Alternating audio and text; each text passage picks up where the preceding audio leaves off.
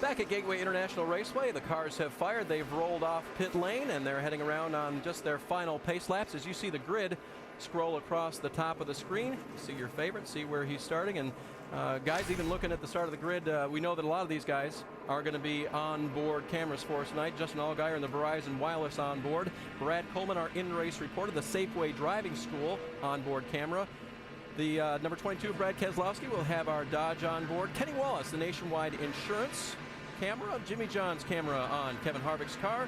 Jason Leffler will be carrying the Great Clips camera. Stephen Wallace with the 5-hour energy on board. And Mike Wallace, the Bandanas Barbecue on board camera. Let's get some final thoughts from pit road. Here's Dr. Jerry Punch.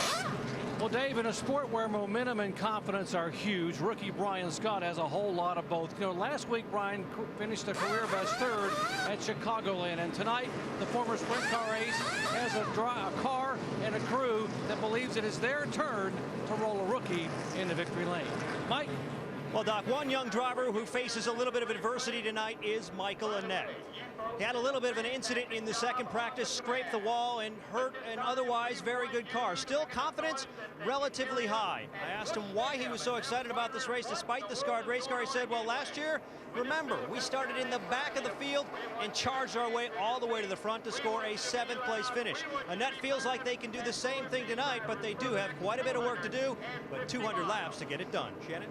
Well, Mike, we've heard about drivers pulling double duty, but tonight, John Reese, crew chief for the number 27, he's going to be pulling double duty. That's because he's also the jack man. So this is how it's going to work. When the caution comes out, the team has estimated that he will have just over a minute to get off of the pit box. First, he's got to make the call, then get off of the pit box, put on his helmet, put on his gloves, get over the wall and do his job. A bigger issue, look at how close they are to pit in. They really wanted a pit box further down pit road.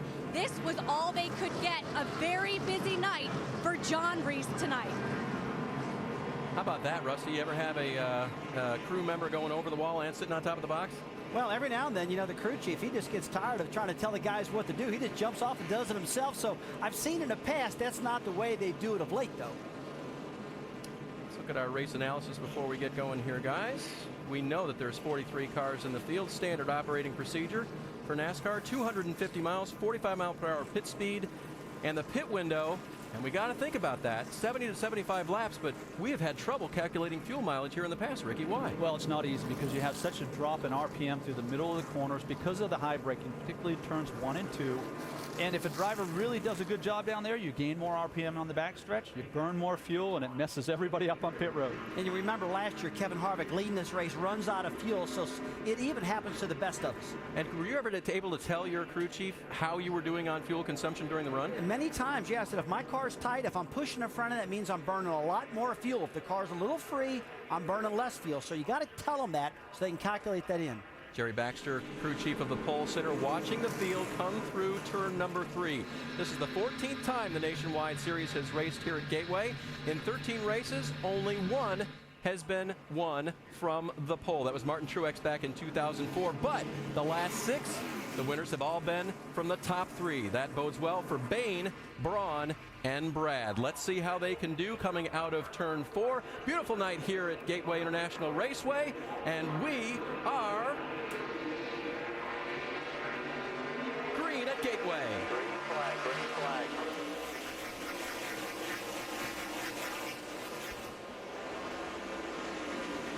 Trevor Bain, Ricky, you've talked about him all day long after that pole run. He is fast and diving into turn 1. Yeah, he had a lot of confidence in his car during practice. He backed it up in qualifying, and he's basically picked up where he left off. Yeah, take a look at Kyle Brown right there. He kind of got hung out on the outside. He's moved from 2nd back to 3rd right now.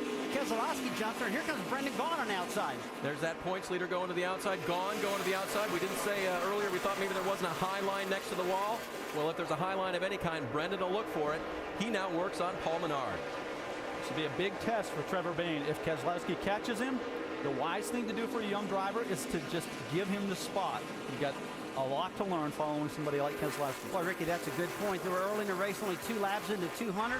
And we talked earlier in our countdown show, these track conditions are going to change like crazy throughout the night. You see Carl Edwards getting around to 33 at Kevin Harvick there, getting down to turn 3. That's for 7th position. Carl takes that over. And now on the back bumper of Brian Scott. I'm curious how the veterans are going to manage the traffic. It's no doubt they're coming to the front, but are they going to show the patience that's required here at Gateway to maneuver through these guys? Single file down into turn number 1, except for Allgaier, who looks to the outside of Shelby Howard. And we saw he doesn't get much traction out there. We all saw Payne going into 3. Keselowski was fastest in most of practice sessions this morning. So, guys, this isn't much of a surprise because I think they're out these changing track conditions and what they needed to do. What Ricky talked about, Bain following in behind, seeing if he can learn from the veteran. Carl now getting pressure from Kevin Harvick in the 33 car, the Truck Series race winner earlier today. Harvick darts to the inside. The fact that Trevor is running second now doesn't suggest he has an inferior car. It may suggest that he's just wanting to use a little more experience.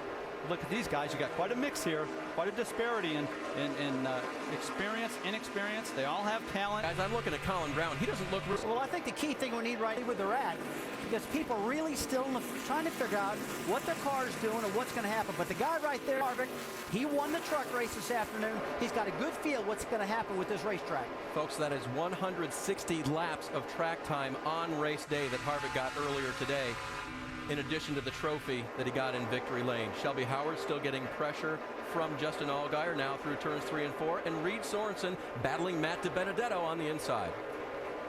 Yeah, Sorensen loves this racetrack, guys. He's already told us about this. This is one of his favorite tracks. And another driver that really feels like he's got this place figured out. That Ricky, I know there's many tracks you went to, like New Hampshire, that stands out when you roll in, great to know all the little uniquenesses about it. So I can take advantage of drivers here. Got a playbook. Reed Sorensen has a playbook for this track, and he's going to use it in these 200 laps. 98 Paul Menard runs in the 4th position, actually 5th right now for Menard.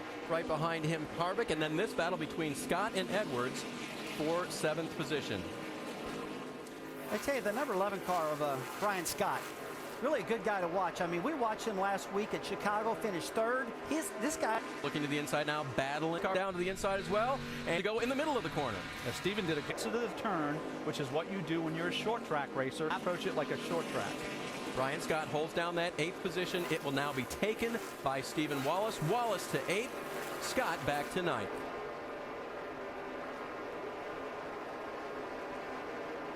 Now, we haven't mentioned Brad Keselowski for a while now. The points leader is leading this race, and boy, he has put some distance on Trevor Bayne, the pole sitter. Keselowski stages of this 200-lap event.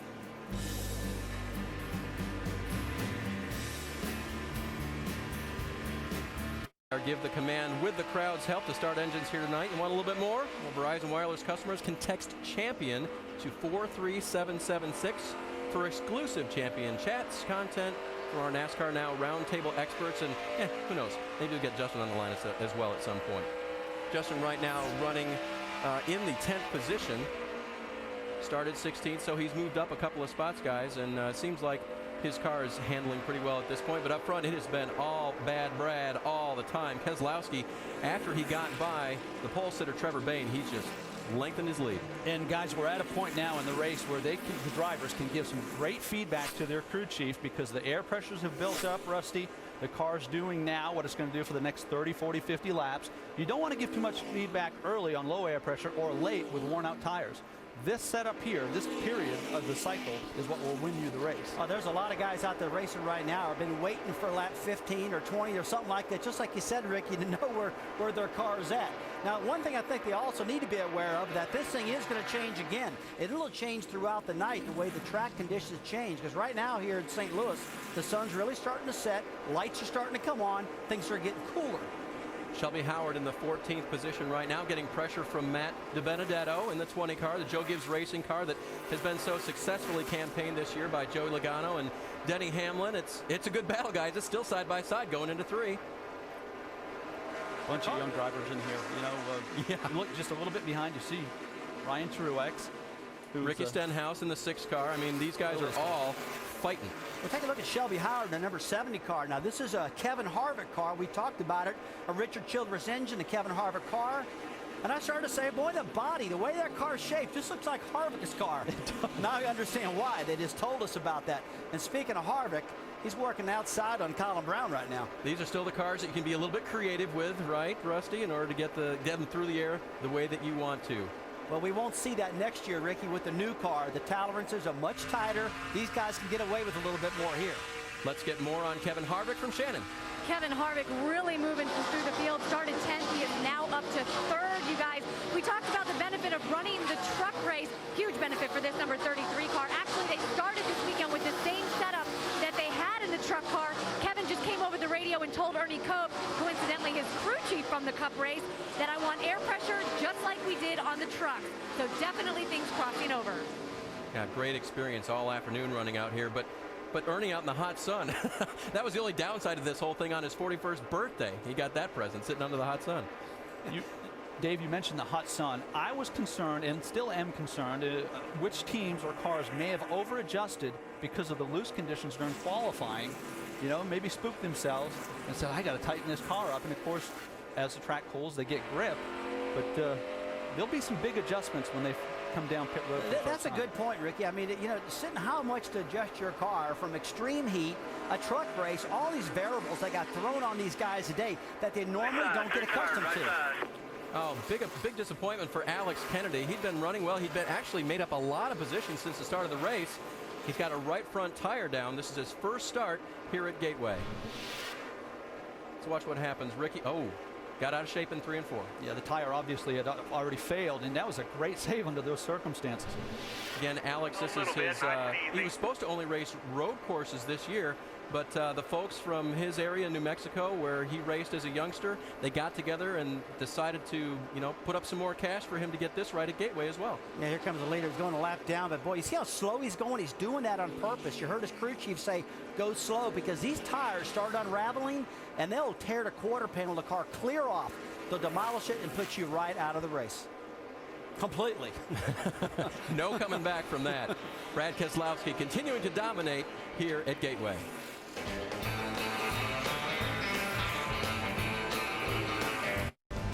The Open Championship continues on ESPN tomorrow with final round action from the old course at St. Andrews. The field's swinging for that claret jug. The final round of the Open Championship on ESPN and ESPN3.com tomorrow from 6 a.m. to 1:30 p.m. Eastern Time. And as we ride on board with Mike Wallace here, I want to point out a couple of things here. First of all, only a Wallace would have that much advertising in his windshield. He's got bandanas on this weekend, the barbecue folks. And then the other thing, Rusty, as we look at his the head guard and his helmet, it really shows just how much the body moves, even so in these cars, how high his eyes are above it and what happens in the corner. Yeah, take a look at this distance right now between the top of his visor and the headrest. When he gets in the corners, his whole body compresses almost a full inch. The G-forces in this corner are pretty big into turn 1 and 3, and you can see how the spine compresses, the whole body goes down. Look, he's almost 2 inches, Ricky, above his, from his visor to the top. Now watch him go in a corner. And that's why you readjust the belts also. You know, you hear tighten those belts, because when you take off at the start of the race, you don't have that sensation. After a few laps, you need to give him another pull. Mike Wallace currently running in the 28th position. We do want to tell you that a few drivers weren't able to continue tonight and have dropped out of the race early. Mark Green, Dennis Setzer, Johnny Sauter, Johnny Chapman, Kevin Swindell, Brian Keselowski. Kevin LePage hasn't reported out completely yet. Neither has Daniel Quinn Jr., but they have all the signs of starting the race but not continuing it. Chase Miller, same story. Here is the battle between Carl Edwards and Paul Menard. That is for 6th. You know, those guys have been racing back and forth, and their times are pretty good. Although I will tell you, our race leader, Brad Keselowski, out there running a time of 34.41. Folks, we talk stopwatch seconds in NASCAR, not really mile per hour that much. But he's about a 34.40, and Harvick has been running him down big time. Picked him up a 1/10 of a second that last time. So Harvick is one of the quickest guys on the track. Joe Gibbs Racing teammates going at it for the 13th position. Matt DiBenedetto gets it now over our in-race reporter Brad Coleman. And DiBenedetto making a pretty good charge forward. He started this race 18th. And once again, he's all the way up to 13th, guys. Picked up 5 spots, and he's never been here before. Well, he's doing what he's got to do right now. Get this team points. Don't wreck the car. Have a good, solid run. Brad Coleman's been doing that when Kyle Busch is not driving this car. Joey Logano usually drives a 20. And right now, they need to get experience, get some car owner points for Coach Joe Gibbs. Rusty, 3 things, right? They need to, in this battle here, obviously, one young driver, run very well of late. Reed Sorensen has a strong history here. He's going to let him go, Ricky, right? Why wouldn't you, right? Exactly. Going for his third win for the 32 right now. Justin Allgaier, we thought that something might have happened to him. He really backed up a little bit. Looks like he got back going again. Might have get up out of the groove. Got some of that tire rubber on his tire. Let's take a look at it again. See if we can see what happened here. Oh, got way high in the racetrack. Got a lot of rubber buildup on the right rear tire. I know it's happened to both of us. Takes at least a set of corners to get those tires cleaned up again, and to where you have the confidence to be aggressive with a gas pedal and the car through the corner. Lost 2 positions there, and but like Alex Kennedy, he saved it. He didn't get in the wall, so he continues on, which is a good thing, and it doesn't appear have a tire going down. So good news for Justin Allgaier. Guys, we were talking about the younger drivers earlier. Here's what they have to manage. They have to understand their limits, they have to learn the limits of their car, and they have to learn the limits of this racetrack. That's something Kevin Harvick and Carl Edwards don't have to worry about. They've been doing this long enough that they know where those limits are. Well, guys, right now, let's check in for more on the 12 car from Mike Massaro. Mike? And Dave, as we documented in Countdown and at the top of the show, this track can be very finicky, especially as it gets a little bit cooler. And it's really seemingly affecting the 12 car.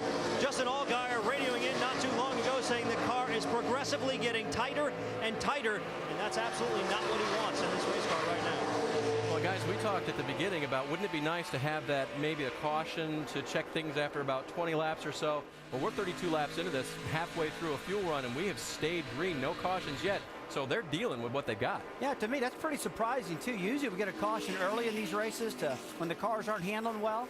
But these guys have had enough time right now to know exactly what their cars are doing and make some changes in their next stop. And a lot of them just can't wait till that happens because a lot of them are way off right now. Reed Sorensen picking them off one by one. He's up to the 8th position after starting 13th, Shannon. A little surprising because Reed Sorensen came on the radio earlier and said, guys, they are killing me on the straightaways. But I did speak with his crew chief. He told me, Reed, this is just one of those tracks that has always clicked with Reed.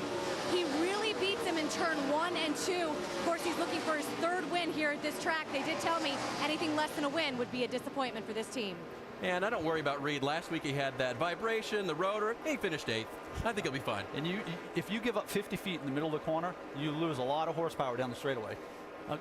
Especially in turn 1 and 2. It's so tight off of turn 2. It takes a lot of power. And I can understand Reed saying, hey, my motor's off. But later on, when the car handles better, he'll have that power back. Fixed it. Take a look at these guys. Michael Annett in the 15 has been the biggest mover so far. He has picked up 15 spots and currently runs in the 18th position. Now just ahead of him, Ryan Truex. And of course, Ricky Stenhouse in that backup car. Guys, it looks like he's gotten the handle on that as well. And they build them so that they're like the originals, but you still don't know until you get out there. And this is where the guys back at the shop need to get some credit because the objective is that the second car, the car that you hope never to use, is as good as the first car. And this is proof that this team's got its act together. Well, Ricky, that's a good point because nowadays people used to say, oh, we're getting a backup car out. Nowadays, it's just another car. They're equally as good. They didn't plan on wrecking it and using it, but when they do use it, it's that good. Carl Edwards started in the 8th position. Now he's trying to take 5th position away from Brendan Gaughan. Off of 4, Gaughan has the advantage. And Brendan has had a great start to this race. I think he's doing an outstanding job. He loves running the top of the racetrack. He just can't stand the bottom of most racetracks.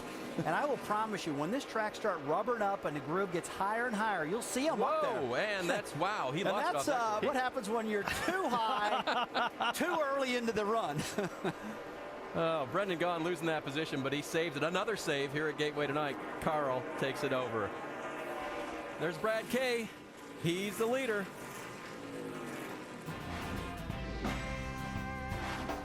Kevin Harvick running in the 3rd position right now. Trevor Bayne, our pole sitter, he's running 2nd, and they're all trying to catch this guy, Brad Keselowski. Missouri Illinois Dodge Dealers 250. Here are some things we've been watching. Our race leader, Brad Keselowski, also the point leader, the 22, dominating so far, leading almost every lap. Michael Annett has been the biggest mover. He's picked up 15 spots in the 15 car. The highest running rookie, the confident and well-qualified Colin Brown, currently running 4th. Let's get more on our leader, Dr. Punch. Ever since Brad Kay took the lead, the engineers here have been radioing him once a lap to give him his lap time and the lap time of Kevin Harvick. You can tell who they're really worried about. They'd say, Brad, you're a 34.50, he's a 34.60. You're a 55, he's a 65. Well, guess what? Now Harvick has gotten quicker and Brad has slowed down. The last 5 laps, Harvick has been quicker than our leader, Brad Kay. Now behind Brad Kay is Trevor Bayne, and Trevor Bayne is the young driver who sat on the pole here at the age of 19. Trevor's complaint is that the car is just too free in the middle of the corner. He said, I cannot get back in the throttle and get the car up off the corner. The good news for Trevor, the spotter and Michael Waltrip, who owns the car on top of the box, are watching other cars, see if they can help Trevor find a line. They've already told him, look, Kevin Harvick is running up about the middle groove in the corners. Why don't you move there and see if it helps your drive off. Guys? Thanks, Doc. Hey, Rusty, at the top of the show, we talked about you have to beat these Cup guys. And it's not that, you know, Brad Kay isn't worried about Trevor Bayne, but he knows that Kevin Harvick, the wily veteran, those are the times he wants to hear, so he knows what's going on. Oh, yeah. I mean, they know that Kevin Harvick is strong here. Like we said, he won his very first Nationwide Series race here in 2000, won again in 2001, won the truck race today, as we already talked about. And again, this is one of Kevin's favorite racetracks. Now, drivers know what tracks are good for other guys, and they know that Harvick's really good at this place, so they're concerned about him. This is the battle for 7th. Menard trying to get around Gahn, and he's going to do it easily. Gahn giving way as they go down into turn 1. Now, Rusty, we've seen a couple of guys sort of lose it in the corners here. Let's look at Brad Coleman and talk about saving a race car. You know, let's take a look at this, because I mean, I don't know if I'm the one that really needs to talk about him saving a race car in this situation, because I think Ricky Craven is the best at this. Let's take a look at it, Ricky. Yeah, what he does here, folks, is he surrenders. He lets the car roll. He really does. And Rusty, actually, you made a point earlier about when you lose control of the car on corner entry, how it feels like being on snow. So everybody back in New England is going to love this, okay? When you lock up the brakes, grab the wheel, it doesn't do anything. You lose control. So it's the same in a race car. You go in the corner, you surrender, let the car slow itself down, and he saved it. Like driving snow. That's where you come from, right, buddy? Surrender. I love it. Well, this guy's going to have to surrender his big lead right now, because we've had our first caution, and it is for debris on the racetrack. Some going into 3, some on the backstretch. NASCAR, in the interest of safety, throwing the caution at this point, and you see the caution car coming out to lead this field around for its first round of pit stops here at lap 46. And guys, we've heard reports from pit road and a couple guys on the radio complaining about their cars. It's time to go to work. Oh, yeah, there's a lot of stuff going on right there. Yeah, Taylor Mouseland's probably going, hey, I just got the lucky dog. I'm happy this thing came out. And Willie Allen was about to get lapped. He's got to work in his car. And Keselowski, he's pretty good, but Harvick's catching him. He's got to make some adjustments. Wow, we've got traction on the track right now, and that is Jason Keller. Oh. Wow, someone, I'm guessing someone rolled over the right rear of that car. Yeah, that's what it looks like. No, it's not. It's the brakes. The brakes. I didn't think it was the tires. The brakes. Hey, it blew the whole right side off, Brian. A rotor? Can you imagine exploding rotor doing that? No. You see the brakes, Ricky. It looks like there's fire coming out of them, and the tire is shredded, the top of it. Wow. And we talked earlier about what happens when the tire comes off. Take it to the garage. We talked about how heavy braking you have down in turn 1, and this is sort of the casualty of it. Jason Keller was running 20th at the time, and that happened after the caution came out, we believe. So here they come to pit road now. Brad Keselowski, the leader, bringing Trevor Bayne, Kevin Harvick, and the entire running order with him for this first round of pit stops. Again, caution for debris. And let's go over the wall and listen.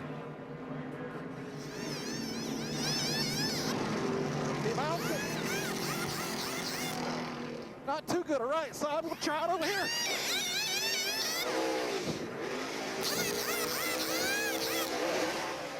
There you go.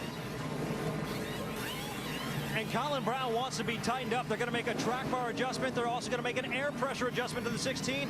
4 tires and away. Smooth stop for Kevin Harvick in that 33 car. A little bit tight, scuffed tires, and air pressure. Doc. And a track bar and air pressure adjustment for the 22 car of Keselowski. Air pressure out of the right rear for the 99. To try to tighten up Trevor Bayne. And what a pit stop for Michael Waltrip Racing's crew and Trevor Bayne. You're right, Doc. That is a huge victory early on in this race for the 00 to get their track position back, get their lead back with that fast pit stop. Now here's your Aaron's lucky dog, Taylor Malsom. We had seen the leader just go by him, and he maintained himself as the first car 1 lap down. So he will receive the lucky dog free pass. Well, the first round of pit stops is done. Your new leader is Trevor Bayne.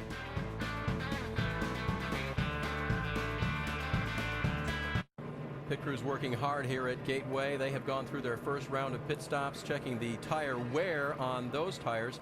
During the pit stops, of course, Rusty, they made a lot of chassis adjustments. You were always a big fan of that. I always do. I mean, I was always moving the track bar around, the wedge, a lot of different settings I could possibly do. Probably my number one biggest thing I love doing, though, was with the tires. I always loved working the air pressure on the tires to get the maximum grip, and that was something that always worked for me. Let's hear how that can change the chassis from Tim Brewer in our Craftsman Tech Garage. Air pressure changes that we make on the cars are very important, down to 1/100th of a pound. Because when you look at this tire right here, anytime you increase or decrease the air pressure, you increase the spring rate of the tire. By adjusting the air pressure 1 pound in the tire, I can adjust the spring rate 60 pounds. Some guys call in wanting 1/4 of a pound, 1/2 a pound. Me, I'm always big on, you know, the 1 pound increments, but still yet, if they can feel the difference, more power to them. So, Ricky, he was on the left front there. If a car was loose like Trevor Bain's, what would I want to do with air pressure there on the left? You could take a little air out of the left front. You could also put a little air in the right front. The great thing about air pressure changes is they're along for the ride, right? You know you got to change tires, so it doesn't slow the stop down, having to make an extra adjustment. A lot of people talk about the spring rate. You can talk about the tire being stiffer or softer. Folks, it does the same thing. You can make some big adjustments with air pressure. Still cleaning up here at Gateway. We'll be back soon for the green flag to come out here again. At this point, 49 laps complete.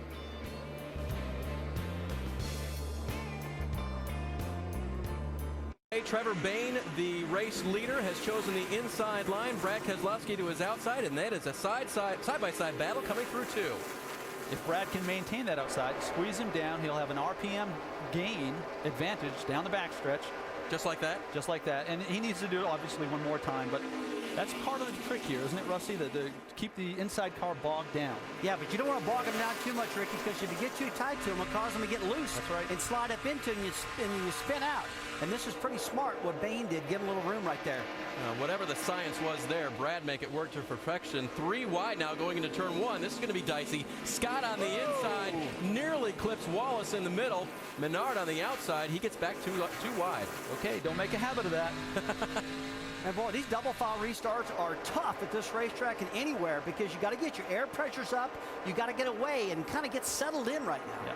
Now, after being the restart leader, Bain is under attack from Kevin Harvick for second place, and Carl Edwards sticking his nose in there. And when I was racing, this right here, after your first stop, new set of tires, you've had a chance to make one adjustment. This is when you know who your contenders are. And we're going to see in the next 10 laps who the best cars are. Wow, looking at the noses of those cars slamming down as they get down into turn number 1. Brewer told us about brakes in the countdown show. They're certainly using them down there, and they'll use them again right now. On board with Harvick, battling Bain. Bain holding down second. Harvick just takes it away. Bain is being very, very smart and very calculated about how he's going about this race. Well, and interesting to see now, Reed Sorensen, who had been steadily moving forward, now shown in the 6th position, taking over that from Menard, down on the inside. And looking good, Sorensen again. Menard has sort of stayed on that middle to outside, guys, and I don't know if it's hurting him, but he's lost a couple of positions. I tell you what, guys, on these restarts, Kelly Byers looks like he got sideways. Ricky got up in the wall. The right side's all damaged on his number 27 car. Yeah, he was not one of the wave around cars, just ducking down now. Those, by the way, were Brad Baker and Alex Kennedy on this last caution period, so they'll be shorter on their fuel than others. They're not allowed to pit if you're a wave around car. De Benedetto going 2 wide on gone into 1. Dave, just to follow up on what you said a little while ago about the different grooves out there, when these guys have got really low air pressures in their car, sometimes if you've been running the bottom lane, it won't work. You got to get up top until these pressures build up. So just because you've been running a certain place most time, you got to adjust to what this car is doing and what the air pressure settings are doing. And I will promise you it's going to change a lot as this race goes on. Rusty, along with that, we hadn't talked much about the track itself and how bumpy it is, but with the low air pressure, chance to bottom out. Car is really a handful because of the bouncing, and we saw that from the rear cam on one of those cars. Yeah, real good point. Real rough right there, getting into turn 1 on the bottom of the racetrack, and also getting into turn 3. And, you know, Ricky, you were talking on our conference call this weekend about this particular track's got some real sweet spots for grip, and if you miss them, you're way off. Yeah, particularly turn 1. I have found that if you hit turn 1 on the apron on entry, It's the only real secure way through the set of turns, and it helps rotate the car. So I think it's the driver's responsibility. That's Reed Sorensen. That's Reed Sorensen's radio. Shannon? Well, guys, on that last pit stop, they did have a problem with the lug, but as you just heard on the radio, Reed Sorensen saying that he thinks he may have a loose wheel. What a blow if that is the fact for this car. They had huge hopes coming into this race. We'll just have him stay on the track, and probably just going to feel it out. Well, two-time winner Sorensen, we mentioned it earlier last week as we see Truex now battling with the 15 car of Michael Annett. That is for 14th. They had a problem last week, and they got that car home, went through it, and didn't find anything really wrong with it. So we don't know if they've got something mysterious or something really obvious wrong with the 32 this week. Dave, it's a trend, and I experienced it all through my career, and Rusty, you can support me on this, that if you're going to have a vibration, typically you have it after the first stop, because what you do is you come in, having started the race with new rotors, you come in and you sit on the brakes for about 15 seconds with really hot pads. You go back out, and it creates a high spot on the rotor. A little bit of a vibration. Yeah, absolutely, especially under braking. That happens a lot. But, you know, he's just going to have to ride this thing, and now Sorensen is, and see if it starts wobbling more, it starts vibrating more. If you're unfamiliar with the Truex family, Martin, dad, raced in the Busch North Series for a lot of years. His son, Martin, has raced and won championships in Nationwide. And this is Ryan, 12 years younger than Martin, making his first start in the Nationwide Series, doing a great job right now. That 00 car running in the 14th position.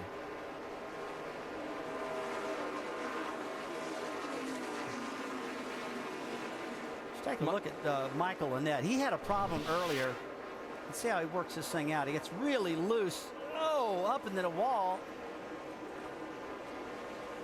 And guys, this is the second time. Let's take another shot at this one. Different angle. An 18 car just loses. It gets up in the wall.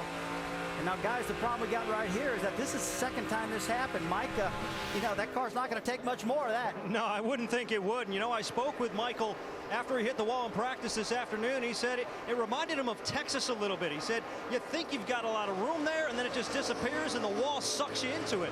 That's kind of like what it looked like right there to me as well. But he's having trouble with that same corner. I think that was the same corner that he hit in practice.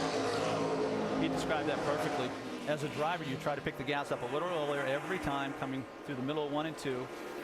The penalty for that is if you pick it up too soon, you create more lateral force. The car drifts, and you don't know it until you get to the very exit of the turn. Sometimes it's too late.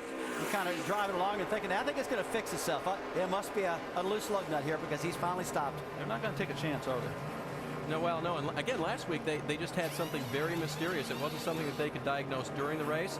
Got the car home and didn't find it. I mean, they're hoping, even though this is bad luck for them, that it's something that is a lot simpler. Well, you're taught as a young driver, if the vibration doesn't go away, then prepare to pit. If it gets worse, don't think twice about it. Come down pit road. Yeah, because you don't want to end up in the hospital, because when you crash these cars, it hurts. The interesting thing I'm looking at right now, if he's going to go 1 lap down or 2 laps down at this shorter style racetrack. Leaders coming off of turn 4. Reed will have to take the access road, leaving pit road. There's no speed limit for him there, but he'll have to tiptoe around there to make sure he doesn't spin out. And as he does that, the leaders will come back through, and we'll see where they actually catch up with Reed. Reed's already well gone, so he only loses 1 lap. Hopefully he can, you know, get the Aaron's Lucky Dog free pass at some point as the crew checks things over. That's a sick feeling as a team. You know you got a great driver out there. He's won here twice, Ricky, and you let him down and let the lug nuts loose. But he's strong enough, and we're early enough in the race, he can get the lucky dog and get back. If, in fact, they do have loose lug nuts. But the flip side of that, Rusty, and we've both been there, is if they report back, hey, Reed, tires were fine.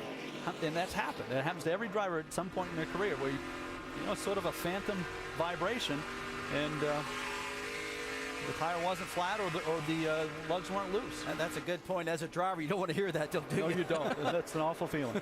All right, let's reset things at the front. Brad Keselowski was not the restart leader, but he was second and quickly took over the lead. And Harvick, guys, has begun closing in after he, too, disposed of Trevor Bayne. Yeah, but like Pac-Man back there, Harvick is. Just catch him a little bit every single lap. Notice something, Ricky. It's getting darker out, cooling down a little bit. Yeah. Things are changing. Yeah, exactly, Rusty. I was looking over at the lap times, and we're going to see those probably improve. These guys are going to be happier with their cars, a little more aggressive with their cars, and we'll see how that works out. Fifth place, Colin Brown under attack from Paul Menard. Remember, Paul got shuffled to the high side just a little bit at the restart, lost a couple of positions. He's now working his way back. Shannon, you've got more on Reed Sorensen?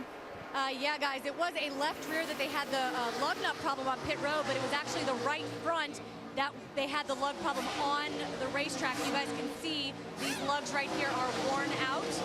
This is the one that was giving Reed Sorensen a problem. Well, thanks, Shannon. That's great visual now. Problem on the pit stop and problem then, obviously, once he got back on the track. And, guys, the 38 of Jason Leffler had a bad day today. Qualified poorly, lost it a little bit in qualifying, 24th. And now I guess he's got ignition box problems as well. I heard him just come by and made a lot of noise as he come by our booth. And I looked up, he was really losing a lot of speed. You know, he's had a tough time this week getting the car handling.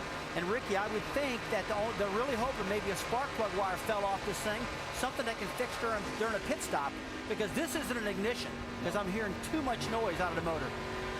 Well, Mike Massaro is covering the 38 tonight. Mike, what are you hearing? Well, what I'm hearing over the radio, guys, is that the alternator's not charging and that they are contemplating changing the battery at some point. They have it out. They're ready to do it, but right now they're playing it by ear, trying to ride this thing out, hoping that maybe it'll get better. You know, the alternator problem, something that has plagued this team over the last month. If you remember back at Elkhart Lake, the alternator came unplugged, so could be a re-emerging problem. He might not have two batteries in this car, and if he does, he's on the main battery. And I got to tell you, these batteries in these cars. Well, they're hoping for a caution right now, and if they would get that, they would have that time on pit road to make those repairs you guys talked about, perhaps. Pretty big change, obviously a time-consuming change. All right, we'll step away for right now, see what happens with Jason. Your leader, Brad Keselowski, Kevin Harvick, hot on his tail.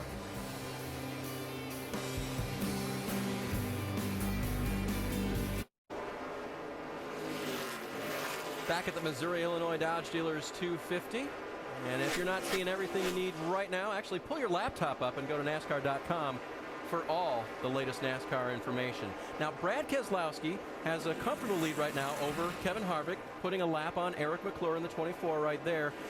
One thing that they got to be aware of is that there is debris on the racetrack, and you fans might wonder where that comes from every once in a while. Take a look at the onboard camera of Kenny Wallace driving the 28 car. Look on the right-hand side there. There's a circle right over that bolt. It's on, it's on, it's debris. Okay. Next time we see that, it will be in somebody's tire. I mean, it can come from almost anywhere. That's just a little thing, but that can put a tire down. And, you know, the people talk about where does debris come from? I mean, these cars, folks, if you knew how much body filler and aluminum and metal it takes to put these cars together, and then when you have body contact, it knocks it loose and it falls on the racetrack, and you drive over it and it causes flat tires. You would think after this much time we could figure out how to make this stuff better. Well, they have made it a lot better, but it still happens. Carl Zaflack Fusion right now not showing any signs of debris, running in third place, but boy, oh boy, he's got some driving to do there, Ricky. Might have been a little debris right there. He avoided it, right? That was a great save again, avoiding debris. Carl is third. You saw your leaders go by. Again, McClure is a lap car at this point. Qualified into the field today, did Eric. Very happy to do that. He did not have a guaranteed spot. Had a great qualifying run. Dave, I've been watching Carl Edwards' lap times, and he is getting faster as this night goes on. You know, we talked earlier about comparing this racetrack to Phoenix, Arizona. He goes out to Phoenix and just dominates out there. So I expect more of the same out of Carl as this race goes on. I think he's going to get faster. Colin Brown running 7th right now. Brian Scott in the 11 running just behind him. And a couple of young guys that we were very impressed with all day today, guys. Yeah, Colin Brown, some of the problems that have plagued him this year are finishing races and making mental mistakes. You're not seeing that tonight. He's doing everything perfect. Now, Justin Allgaier running right behind them. Started in the 16th position, but Mike, it hasn't been a great night so far for the 12. No, and there's a reason to believe it might be getting worse. He's very concerned about his brakes. Right before that last round of pit stops, he radioed in saying, we need to open up the ducting because our brakes are getting a little bit soft. Well, they came in, they made that pit stop, but they weren't able to pull the tape. They weren't able to get it done. Allgaier has subsequently radioed in saying it's getting worse. And Rusty and Ricky, what's it like at this place when you know your brakes might be going away? Well, what happens, Mike, is you become occupied with it, right? And you're thinking about your brakes when you should be thinking about your turn-in points and your braking points or your accelerating points. it compounds the problem that you can't slow the car as much as you'd like, Rusty. So you change the way you're doing things, and one thing leads to another. But your times do drop. Really getting tight off the two. So he's got a tight front end. We talked about Tim Brewer did our special before the show started about if you get the brakes hot, the front tire pressure builds up. That's what's happening to Justin Allgaier now. A lot of air pressure in the front. The car's starting to lose the front end. And let's talk about compromise a little bit. Lose the brake pedal. The smaller you keep the openings in the front, the more downforce you get, but the brakes get hotter. And I don't think he's got enough cooling right now to keep these brakes cool. So that's something they can correct on a pit stop, but is the damage done? Yes, it could be, because it happens in Martinsville when we cook the brakes, and you just don't have the stopping power. Allgaier soldiering on right now. Again, Justin started this race tonight for us, but runs in the 9th position with this bad braking situation. Let's switch back up front and see if anything's changed. Really not. I mean, Keselowski continues to lead. Harvick has not been able to close that gap, guys, and Keselowski will continue to lead here tonight. He's led most of the way. Kevin Harvick trying to mount a charge. Carl in 3rd.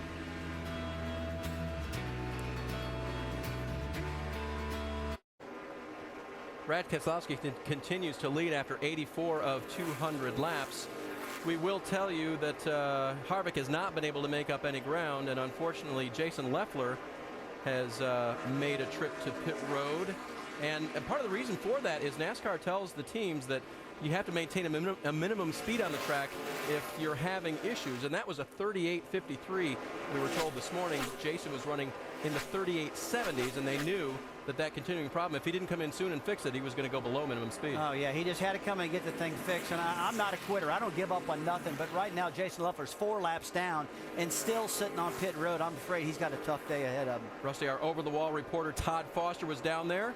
Let's listen. All right, guys, we're having to come in here and do a little battery change. We got no voltage. So we're going to do left side tires and put a battery in this thing, try to get him going back again.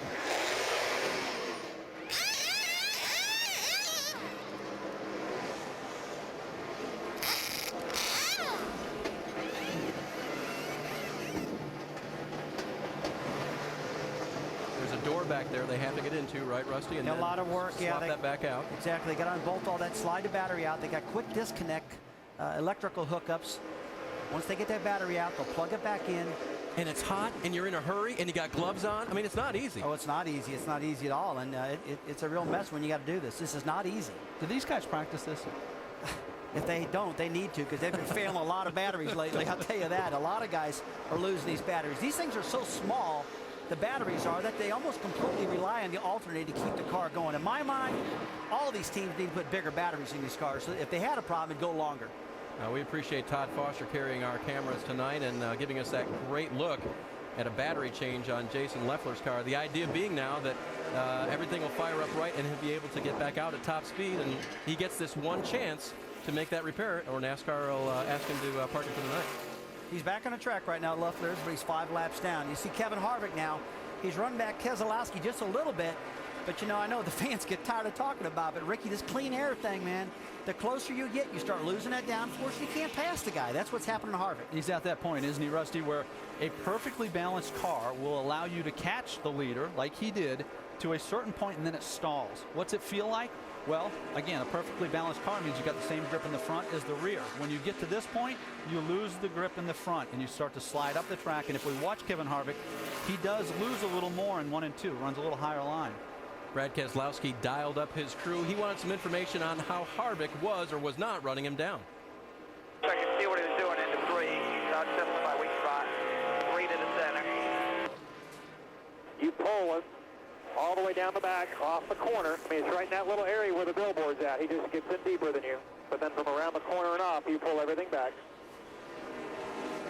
So through and off the corner, that appears to be his strong point. And I think that points out what you're talking about with that dirty air. And he referred to driving in deeper. That's a typical tendency of a driver trying to make up for something he's losing. You just carry a little extra speed in the corner, which compounds the problem. Yeah, if I'm a little slow, I'll just bomb it down in the corner trying to make it up. A lot of times it doesn't work out. Here's a battle for 9th right now. Justin Allgaier and Matt DiBenedetto. I'm glad. Thank you. I thought I'd do that for you. Appreciate that. Matt's a good little shoe, and looking for his opportunity this year. and just trying to do what his veteran teammates have done. Shannon? All about seat time for Matty D. I'm just going to go ahead and stick with that nickname for him and try, instead of trying his last name. He says actually when he goes to the race shop to get seated for the to get fitted for the seat, he'll sit inside the race car just to get comfortable, just to look around and just get comfortable with his surroundings. He is used to cars, obviously. He's been racing for a while, but not the nationwide car. So it's a big deal for him just to get the comfort on the track and inside the car. And it's been a good little race for Matty D here tonight. Whoa, a little contact back there. Thanks, Shannon. DiBenedetto taking over the 9th position. That puts Allgaier back to 10th.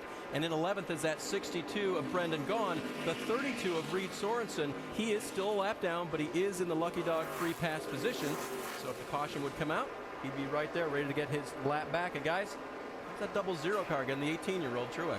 Yeah, he's doing a great job. One thing I see from Ryan is that he's spending most of his time alone. You know, he's not really racing anyone.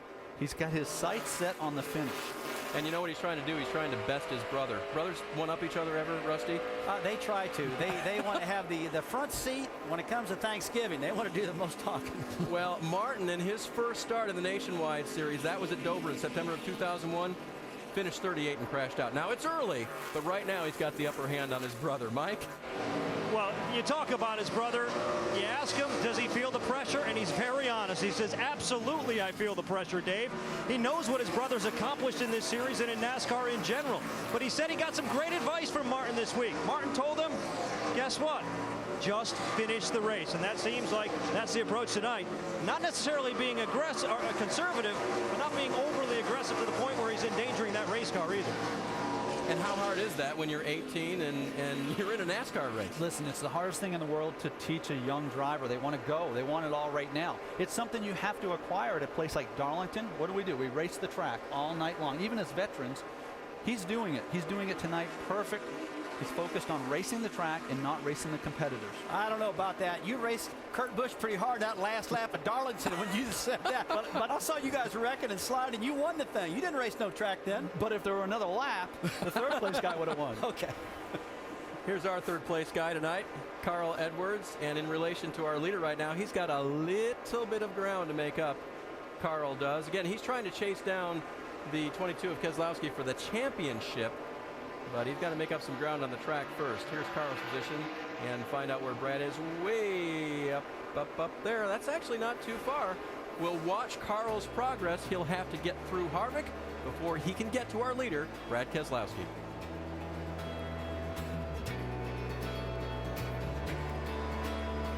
That was nice, boys.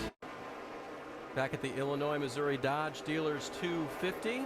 Brad Keselowski is still our leader, being chased by Kevin Harvick and Carl Edwards. And Josh Wise has been one of the biggest movers, up 18th spots in the 7 car, up to the 16th position, 7 car for Junior Motorsports. Colin Braun still your highest running rookie. You know, guys, we've had somebody close to home here, our in-race reporter Brad Coleman, who's had some issues. We've had guys with ignition problems already tonight. Doc, something electrical with the 18? Well, Brad had run all the way back up into the top 10, Dave, and the car seemed to be running really, really well until he said it started to sputter. Listen in, this is what he had to say. Something's wrong with the motor. It just sputtered big time. It sounded like I hit the chip. It's gone, man. Something's wrong. Both boxes hit the chip. It's 7, but it's not the chip. Voltmeter's fine. Oh, voltmeter's gone. Okay, switch to battery 2. Seems better. It's not better.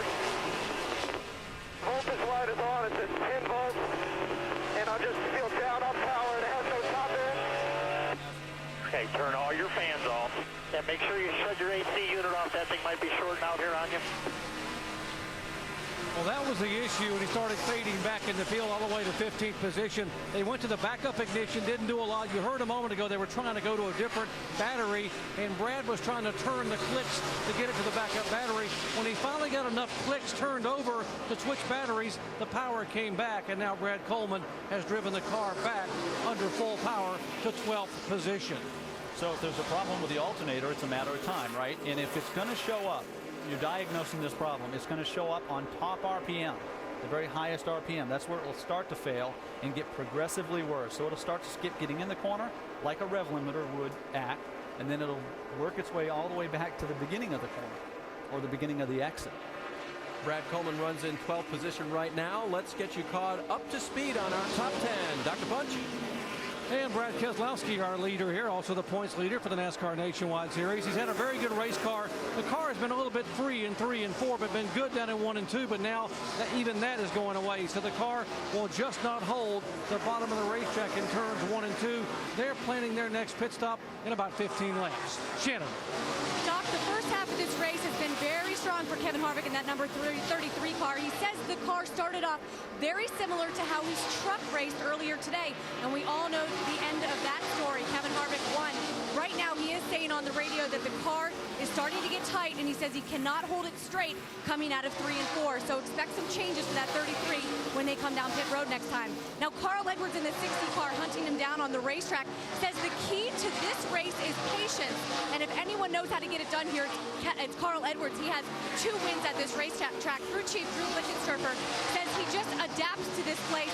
He knows how to race it. Expects some changes for Carl Edwards as well, as he says the handling is going away a little bit. Doc? Back in 4th position, our pole sitter, the 19-year-old Trevor Bayne. He made that first pit stop. They made an air pressure adjustment in the right rear, and now Trevor says the car is much worse now than it was in the first run. He said the car is tight, and then suddenly in the middle of the corner, it is snappy loose, he says. They're hoping to be able to pit and adjust it on lap 115. Behind him, the 98 car, Paul Menard. Now, Menard's not raced here since 2006, but in 2005, he ran very, very well and got a top 5 finish.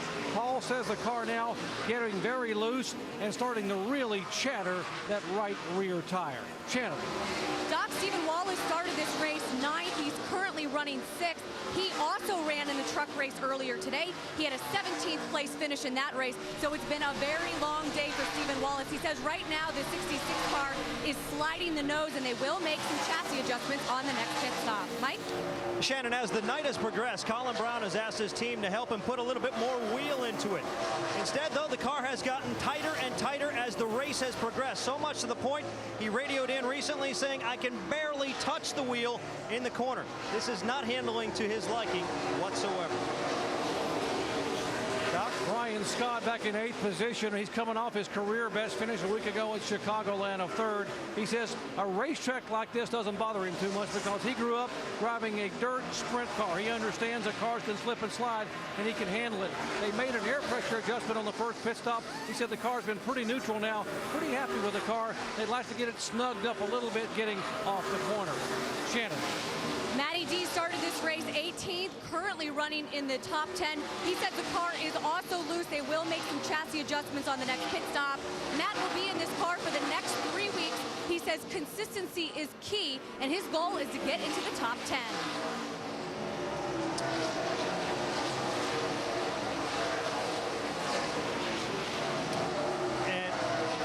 Ryan Truex on pit road. That car getting a little bit tight as the race has gone on. They're going to try to free it up as he heads down the pit road to Mike Ricci and his crew's attention with the 00. Ryan Truex trying to, as we said earlier in the show, just finish this race. That's the only goal. They have a very conservative goal. They swing around now to the right side of that car. They'll change tires there, looking for a 4-tire change on the 00. Also a wedge adjustment, trying to free him up a little bit. That car a little bit tight. Truex had radioed in not too long ago saying he's sliding the nose, trying to get that back a little bit and get the handling back to the way he likes it. He rolls it away now after a clean 4-tire stop. And guys, one of the things you wouldn't do for a young rookie is run him out of gas out there and put him behind, right? No, you don't want to do that, that's for sure. But where our pit window's showing, these guys should be able to go 70 to 75 laps. He hit pit road 63 laps after he last pitted. So, I mean, that's a little early, guys. Brad Keselowski continuing to lead here at Gateway. His pit stop will be coming up in just a little bit. He leads Edwards and Harvick. Pit stops happening here at Gateway. Kevin Harvick gives up the 3rd position. He's on pit road now, finishing up his 4-tire stop. And his crew gets him out and gone. Paul Menard has been to pit road. Michael Annett has already been on and off of pit road. Doc, you're with Trevor Bayne. And Trevor Bayne coming in. Air pressure adjustment had a little bit of an issue on the left rear. The left rear tire changer actually slipped and fell and got some gas or something splashed in his eye. He could not see. That cost him a couple extra seconds here on this green flag stop. Steve Arpin is on pit road in the 88 car. First time he's driven the 88, has driven several times for the 7 car for Junior Motorsports. They'll make a 4-tire change as well for Arpin. So those rookie stripes on the back there. Shelby Howard is in the 70. You see Brad Keselowski still leading and still staying on the track. Carl Edwards now right on his back bumper. There goes Shelby Howard. There's Brad Coleman on pit road, our in-race reporter. Looks like a 4-tire change for him as well. Getting full of Sunoco fuel in that 18 car, and they will send him back off of pit road.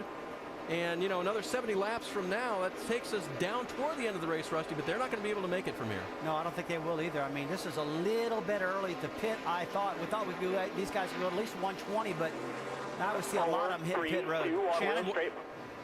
It is all about seat time for Matty D on pit road right now. They are going to make a chassis adjustment. You see that wrench in the back window. It is also going to be a 4-tire change for Matt D Benedetto in that number 20 car, guys, and they'll get him back out onto the racetrack. Mike?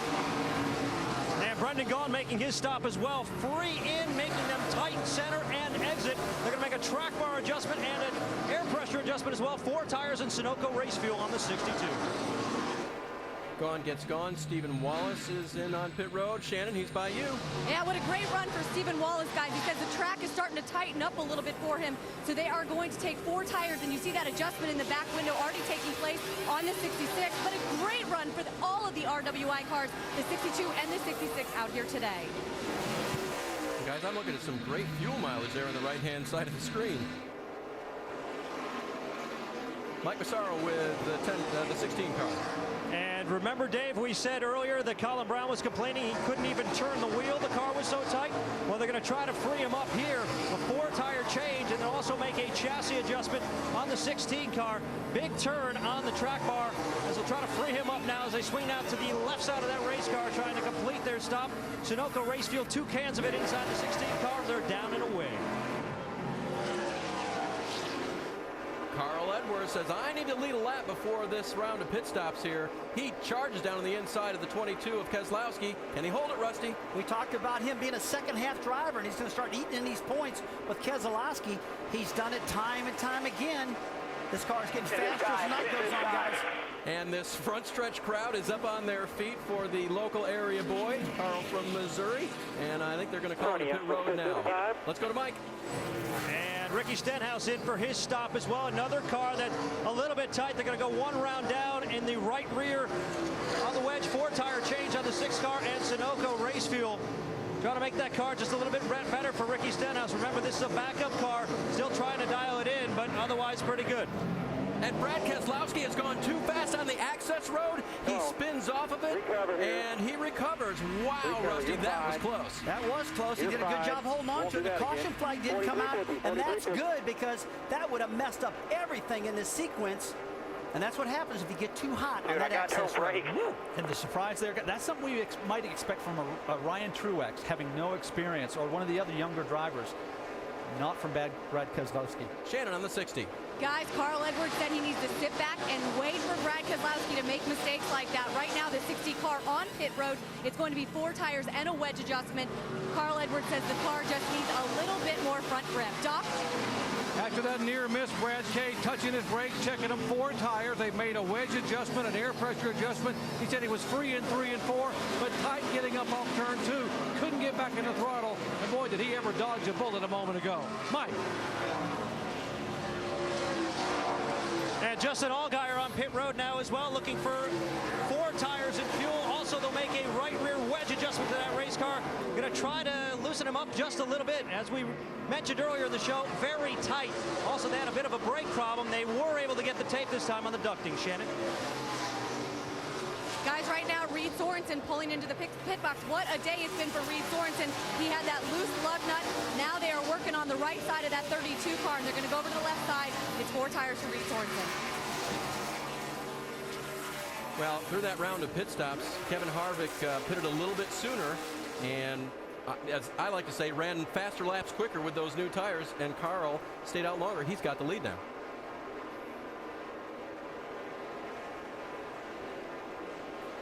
All right, so here's how it pans out. There is your leader, Kevin Harvick.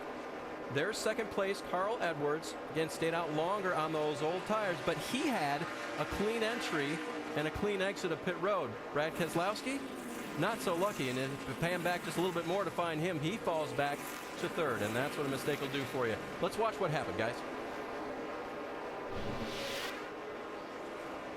Look at Carl's decision. Carl made his decision. Brad makes it late. Brad carried more speed into this, you know, just trying to make up a little extra ground, and you can't do it on this access road. It's too narrow. It feels off camber, meaning reverse banking, and he paid the price for it.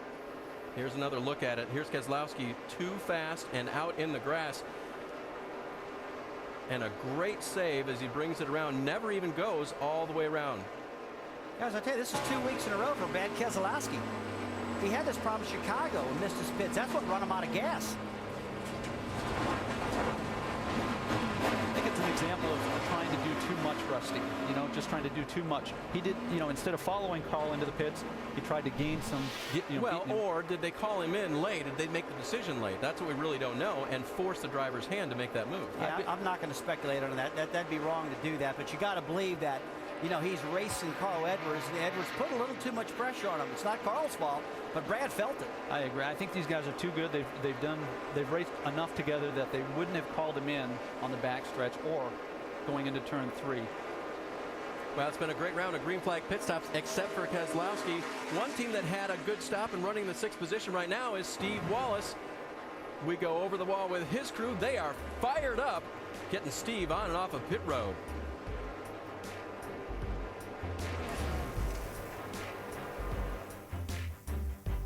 You're looking at the new leader here at Gateway. Carl Edwards has gotten around Kevin Harvick. Remember, through the round of green flag pit stops, Harvick was the leader, and here's how Carl got it back.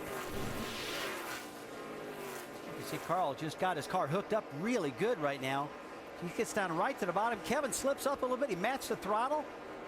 And, you know, there's been a lot of speculation that these Ford motors have been down in power a little bit. And these guys came in there and changed the intake manifold this morning and carburetor to give this car some more torque.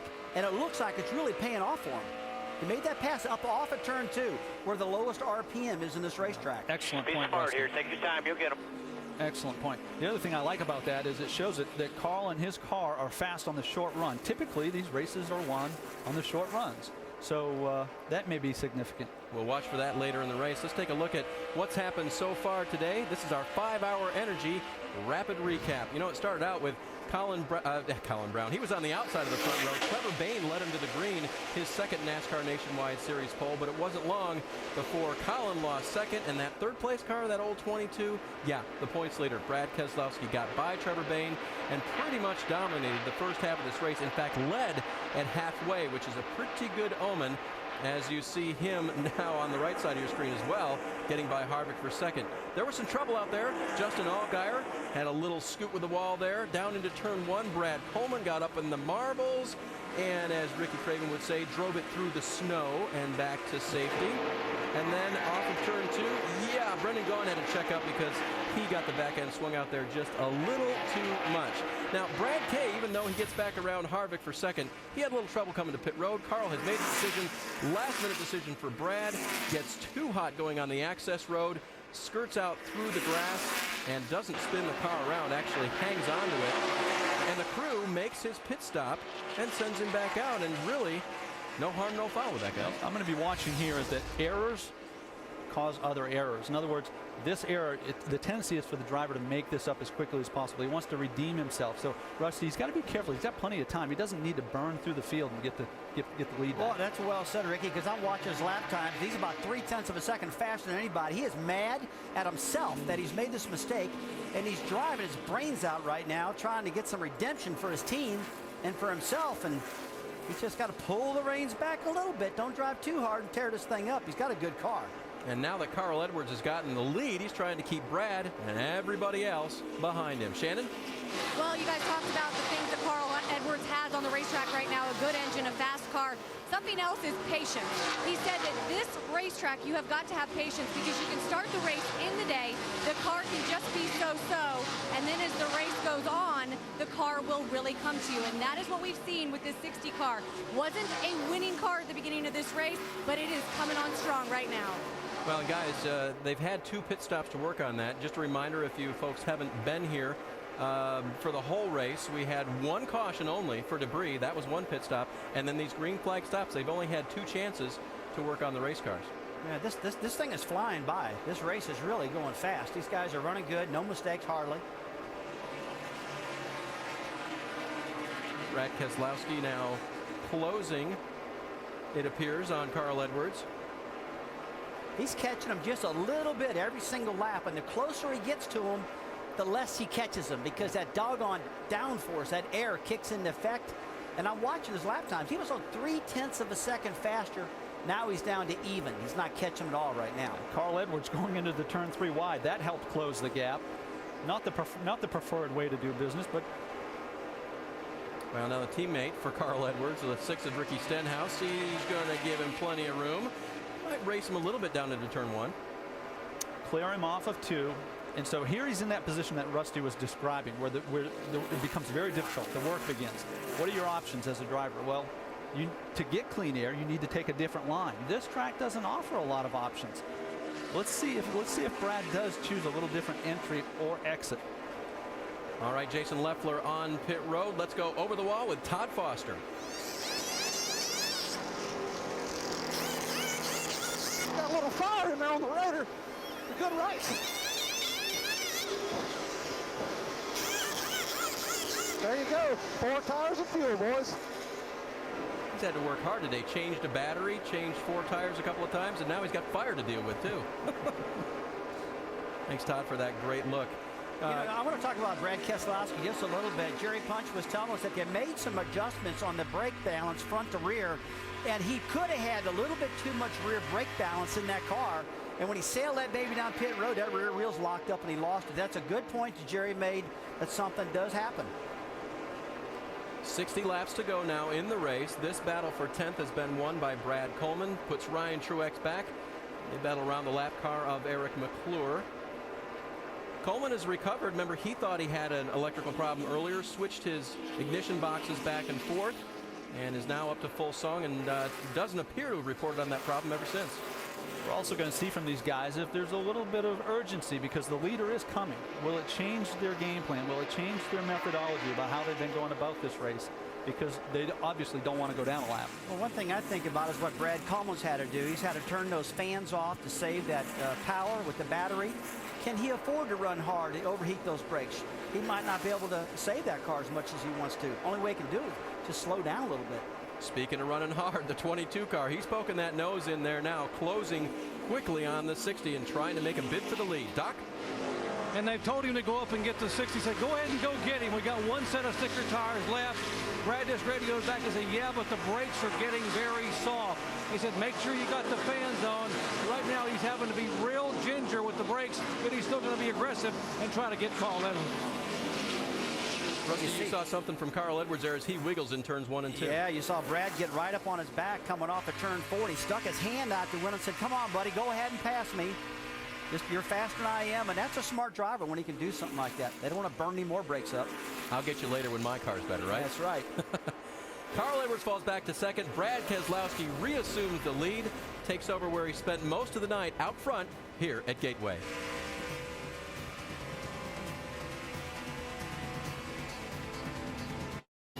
While we were away, our second caution for debris on the track that ended a 93-lap run of green flag racing. Brad Keselowski is off pit road first. Carl Edwards and Kevin Harvick will follow. And there are the position changes on our nationwide insurance race off pit road. Brad Keselowski, 2 tires. Also, Brendan Gaughan picked up 7 positions. What do you think, Rusty? 2 tires for Brad at this point? You think it's his last time on pit road, and I guess they've looked at their left side wear and determined it's pretty good? Well, I could be wrong, but I think it's too far to go to only take 2 tires. 57 laps to go. I think we need all the tires we can get. I can understand if we got to run with 30 to go to hit down pit road, put right sides on, but with almost a full fuel run yet to go, and you only take 2, I don't know if I'd have made that decision, but you know what? I've made a lot of wrong decisions too, so I'm probably talking to the wrong guy. And you always wanted 4, didn't you? I'm the 4-tire guy. That's right. All right, let's get some updates from pit road, starting with Doc. Well, it was Paul Wolf that made the call for 2 tires for Brad Keselowski, and he felt the car was suitable enough. They just had a little bit of a brake concern. Paul seemed very confident in his decision. He held up 2 fingers as soon as the yellow came out for debris. There was never any discussion to go with 4. Now back behind him down on this end of pit road, the 98 car of Paul Menard. He said the car much better since the rubber was taken out of the right rear. He just needed a little more grip, and they made an adjustment on the air pressure. Went around down on the track bar, 4 tires and fuel for the 98. Shannon. Well, Doc, Drew Blickenstripper asked Carl Edwards, what do you need for just over 50 laps left in the race? And Carl said, I need to be tightened up a little bit. So they made an air pressure adjustment and a wedge adjustment, 4 tires for the 60. And then Kevin Harvick, who has had a great race today, a great day overall, winning the truck race earlier, says he needs more rear grip in that 33. So they made an air pressure adjustment for Kevin. Thanks, guys, for those updates. That was the usual flurry of pit road activity on and off of pit road. Rusty not sure about the 2-tire call on the 22. But, Ricky, you're pretty high on Paul Wolf as a crew chief. You trust him on that one? Well, yeah, I do. and I can make it a case for him being right just by telling you why I wouldn't have agreed with that stop. But the fact of the matter is that he is an outstanding crew chief. I subscribe to these crew chiefs who are former drivers. The greatest example, of course, is Ray Evernham, because they can understand the dialogue. They understand what the driver's describing. And Paul Wolf has done an outstanding job. We're going to read and watch a lot about him going forward. You know, in the back of my mind, I think you got the best car, keep 4 tires on it. Isn't that sort of how you think? I would think so, Ricky, but you know, you were the one that told us earlier, which I agree with you. You don't use the left side tires very much, but I still think they do something. And then we'll see what happens. It's hard to predict how, because this car is so good. If you got a good car, sometimes you can only take 2 tires and get away with it. Well, stay with us after we figure out whether Paul was right or wrong on 2 tires. Here on ESPN2 immediately after our race, qualifying for the Fram Autolite NHRA Nationals. That's 11 Eastern. The finals for the Fram Autolite Nationals tomorrow night at 6 right here on ESPN2. Then don't miss the IZOD IndyCar Series at Toronto. Justin Wilson on the pole. He set a track record. That'll be 12:30 Eastern on ABC. And, of course, next weekend, Nationwide Series will be at O'Reilly Raceway Park. You can watch it on ESPN Saturday at 8 Eastern. And the big one, the NASCAR Sprint Cup Series Brickyard 400 presented by Golden Corral. That's Sunday, July 25th at 1 p.m. Eastern on ESPN. Our Aaron's Lucky Dog on that round of pit stops, that caution flag, was Ricky Stenhouse. He gets the free pass. He was the first driver 1 lap down. And now he is back on the lead lap. All right, guys, I hope it doesn't happen, but I'm watching these restarts right now. This is about the time of the race where things start to heat up. Start bending metal, and I hope it doesn't happen, but these guys are getting jacked up now. It's getting close to the end. Well, they're coming down. Lap 147 complete this time by out of 200. Brad Keselowski, the leader, has chosen the inside line, and Green is back out of Gateway. Carl Edwards hanging on the outside. That's a pretty good restart for Carl. It's a great restart, and again, he'll have the advantage coming off of turn 2. Big time. He just steps on it, and he's gone. Wow, what was that torque thing you guys were talking about with the Ford? Running gone, trying the same thing on Kevin Harvick. I don't think it's going to work. Kevin gets to the middle of the corner here. He can clear him off of 4. Rusty, you know what it feels like to have old left side tires on. Doesn't it typically make the car feel a little tighter? Well, it does. I just don't like old tires at all. I like new tires. Well, and let's point out again, 4 versus 2. Carl took 4. Brad took 2. Doc? And I went up and asked Paul Wolf, I said, what was behind the decision to take only 2 tires? He said, we were going to put 2 right side tires on because he has been very free in 3 and 4, and we've got 1 set of stickers left. If there's a late caution flag, we're going to come in and put those 4 on, and then we're going to be good to go. But 2 this time, and 4 for what may be a final stop inside of 40 to go. Mike. Doc, I just had a brief conversation with the car chief on the 62 car, Shane Huffman, asking about the decision to go with 2 tires. He said it was worth the risk. He said earlier today he was in the lounge watching the truck race with crew chief Brad Parrott.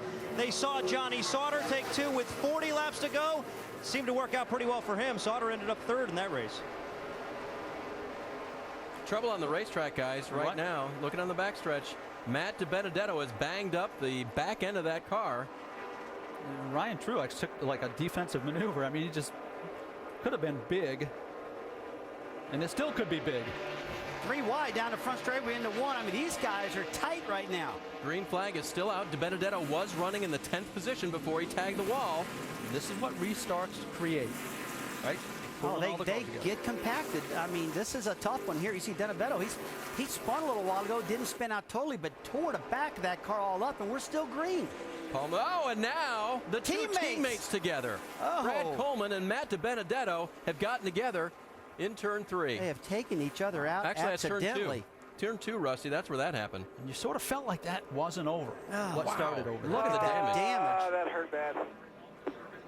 Oh, boy, I guarantee you Joe Gibbs is home with his eyes closed right now. I hate this for an owner where both cars get wiped out in one wreck. Well, very unusual. DiBenedetto had dropped back to the 18th position. Coleman running 19th when this happened. And Last minute right in front of us.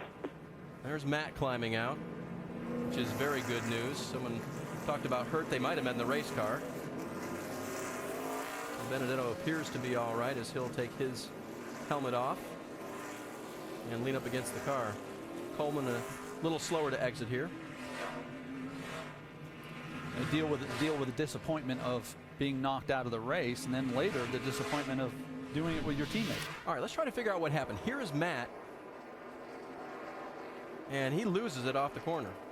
He just flat gets loose and wrecks the car, but the caution flag doesn't come out, doesn't need to, keeps on Everyone going. scrambles.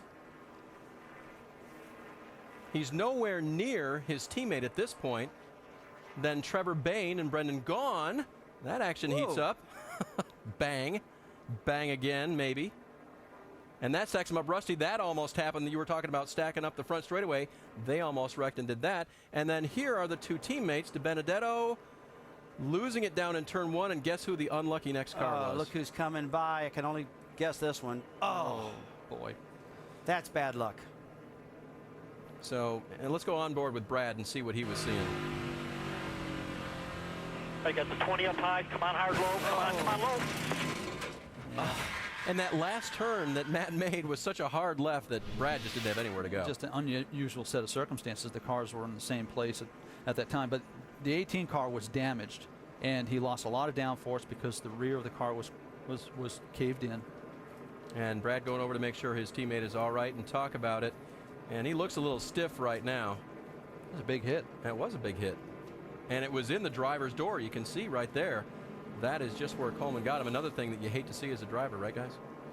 Yeah, I don't want to speculate nothing. It definitely rung both their bells, that's for sure. And they're really disappointed that both of them got together. And you saw Brad Coleman coming. He just couldn't do nothing. He couldn't steer back up at that point. He was committed. And unfortunately, it's his own teammate sitting there. Well, that gives us our third caution of the night. Two very fast race cars taken out in one fell swoop. Brad Coleman and Matt DiBenedetto okay, but out of the race.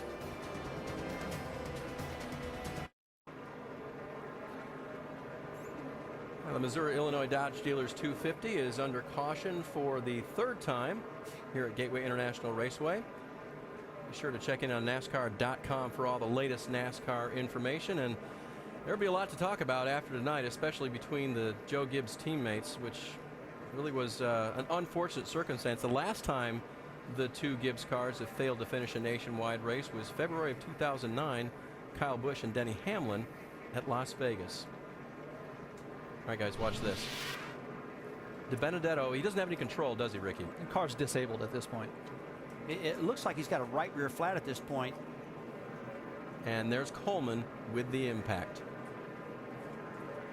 Well, that hurt. Are you all right over there? That hurt bad. That's a big wreck. I mean, you see the 18 car, the right front tire shoved clear back into the firewall. I mean, that was a hard wreck. That was Coleman making those comments that hurt. You see him getting out of the car really with a little bit of pain. Just knocked the wind out of him. And here's Matt. He doesn't look a whole lot better. He could have said the same thing, walking over to the grass, and then it looks like he's not feeling 100% after all that. Yeah, it looks like the weight just come off. And, you know, guys. Rusty, what does that feel like when you get hit like that? Oh, it hurts, but this is total disappointment for Matt. I mean, he's got a great shot driving this car. He knows it. Just got the car a little loose, hit the wall, and when he hit the wall, it damaged the rear spoiler, no downforce, and all this happens. All right, pit road is still closed. The pace car is going to take him through that way anyway and lead him down pit road. But let's get some updates on some of our leaders. Shannon? Well, down here with Drew Blickensturfer, crew chief for Carl Edwards, you're trying to set him up for the shorter run. You made an air pressure and a wedge adjustment on that pit stop. Is it going to be enough to hold off the 33 and the 22? I hope so. Both those cars were a little better for probably the first 30 laps of a run. The Aflac Fusion comes on strong for the last 40 laps, but we got to get it a little better so that we can he's talking to me. I got to get it a little better, so hopefully we can run with those guys in the short run, because it's probably be short runs to the end. All right, we'll let you get to Carl and try to get that third win here at Gateway. Doc? Let's check in with Paul Wolf as the cars go by us here on pit road. And Paul, your decision to take 2 tires instead of 4 on the pit stop a moment ago for Brad Kay. Why? Well, the discount tire Dodge has been pretty good tonight. We just felt on a short run there. There wasn't a lot of wear with the left side tires today, so we want to keep a set of stickers for the end. We get a caution with 20 to go. We'll put 4 tires on and have a shot at it. So just Brad's been complaining about the brakes a little bit tonight. Obviously, this long caution will help cool him down. Seems like on a long run, we just don't have the feel he's looking for there. So, you know, we've led a bunch of laps tonight, but he's not real happy with the car. So we'll just try to make the best out of it, and hopefully we can have a shot at the end here. Okay, thank you. Mike? Ernie Cope and Kevin Harvick have already been to victory lane once today here at Gateway, winning the truck race. How do you see this thing playing out? You're third right now with about a quarter of the race left to go. Hopefully the car seemed a little bit better that run. We have been a little bit loose in, tight in the middle, loose off, so that's kind of a hard problem to fix, but we've been kind of moving air around, and hopefully we're a little closer this time. How much did you gain from that truck series race that you were able to apply to this effort tonight? Well, the setups are very similar. I feel we got a head start on the Nationwide program this morning by practicing the truck yesterday. And what we learned on the truck, we put on the Nationwide car. Well, good luck. Thank you. Ernie Cope looking to pull off the Gateway sweep. Kevin Harvick running third right now, guys. Thanks, guys. That gives you an idea of what's going through the minds of those crew chiefs who have had to make these decisions tonight. Their drivers doing the work on track. Carl Edwards, the best of them right now. Brad Keselowski and Kevin Harvick, second and third. Well, and we're hearing now from NASCAR that pit road may be open the next time by, and that'll give these guys a choice. Gentlemen, what do you think? In or out? Ooh, I don't know. Brad Keselowski, he might pit. I think if I was everybody else, I'd be staying out. Staying out. It's too short. Stay out. There's somebody staying out. I don't think there'll be any takers among the leaders. All right, that was Keselowski radio, so he will be staying out. Dave, Ricky and I both said, hey, if it's 20 laps to go and a caution comes, we're staying out. Paul Wolf just said he's putting 4 tires on, so I don't know what's going to happen. There's 44 to go right now, so we got a little while to get there, and it looks like none of our top cars, there's Josh Wise and Reed Sorensen, the first 2, to take advantage of the pit road being open. Well, Brad Coleman and Matt DiBenedetto getting together for our third caution of the night. Let's go on board with Brad Coleman right now, going down into turn number 1. He doesn't know his teammate's in trouble and coming down the track.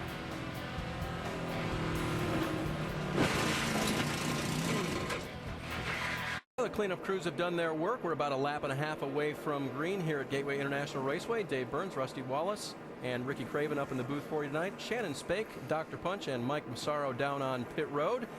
And so far, well, we've seen a mostly green race, but lately it's gotten a little bit caution happy. And one of the latest victims was leading the owner's points coming into this race. Just last week when Kyle Busch won at Chicagoland, the 18 car took over those owner's points. He is no longer leading that after that, Rusty. Yeah, you see Roger Penske's team, the 22, has taken over now, and that's probably just going to get worse. I think that'll probably get more of a spread by the time the night's over. But, you know, these owner points are important to these owners. I mean, it gets you the starting positions. If something goes wrong, there's a lot of benefits. And really, the driver's points don't do that. It's all the owner's points that makes that happen. And a lot of pride for the teams, right? Because that reflects on them. Absolutely. Yep, and if you're new to NASCAR, those 2 separate points systems have been used all along so that in the 18 situation, Kyle can drive it and Brad can drive it, and the owner can still reap the benefit of having a car fielded all season long in the Nationwide Series. Now, your driver's points leader is Brad Keselowski as well, and he's been continuing to lead here. But Carl Edwards actually is the leader, and he'll have the chance to start on whatever line he wants to start out on. As we see the Joe Gibbs Racing cars, last time they failed to finish in the top 10, Bristol, August of 2009. But Ricky, when you saw Brad Keselowski choose the inside line with those two tires, you think that was to his detriment, so this would be a good move for Carl. Yeah, I thought that if Carl chose the low lane, it might give the advantage back to Brad, but Carl's got too much savvy, and he chose the outside lane knowing that it worked well the last restart, so he just took away that what we thought might be an advantage for Brad. I think I remember what happened. Got down into 1 and 2 and then powered off of turn 2 with all that torque and took a command of the lead. So Brad Coleman has been treated and released from the Field Care Center, so that's good news. We may get a chance to speak with him. Now, 160 complete this time by. There will be 40 laps remaining. A little bit of a dash to see if Carl Edwards can hold off Brad Keselowski here at Gateway. Menard giving him just a bit of a nudge. Carl has the restart. Green is back.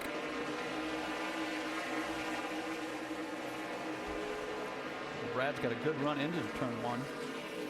This is where Carl commanded last time, and he does it again. Wow, look at that. That momentum and that outside line and those 4 tires versus Brad's 2. That was just no match. Well, there's a lot to be said about this momentum, especially coming off of turn 2. It's such of a tight corner. If you get bogged down there, you just can't accelerate off that corner with these, less horsepower than a NASCAR Cup car. Well, and I like what Shannon talked about earlier, the 60 car getting their act together, making adjustments, and bringing that car around. Remember, Carl didn't have anything for in the first half of the race. Boy, this is exciting here, guys. This is feeling go time for a lot of these drivers, and I'm not sure that it's go time, Rusty, but that's what the cause is. Oh, that's go time for Tony Raines into the 6 of Ricky Stenhouse, and I think Raines is the one who has that smoke. Perhaps a little bit of a tire rub for Tony. He's there on the outside now as you ride on board with Justin Allgaier. Whoa! Look at that car's really loose. Keselowski has caught Carl, and he's going to dive bomb it down into turn number 1. He's got the nose out there, but here comes Carl back on the outside. He's thinking, Paul Wolf, I'm going to make this the right call for you, buddy. I'm going to get the lead. Wow.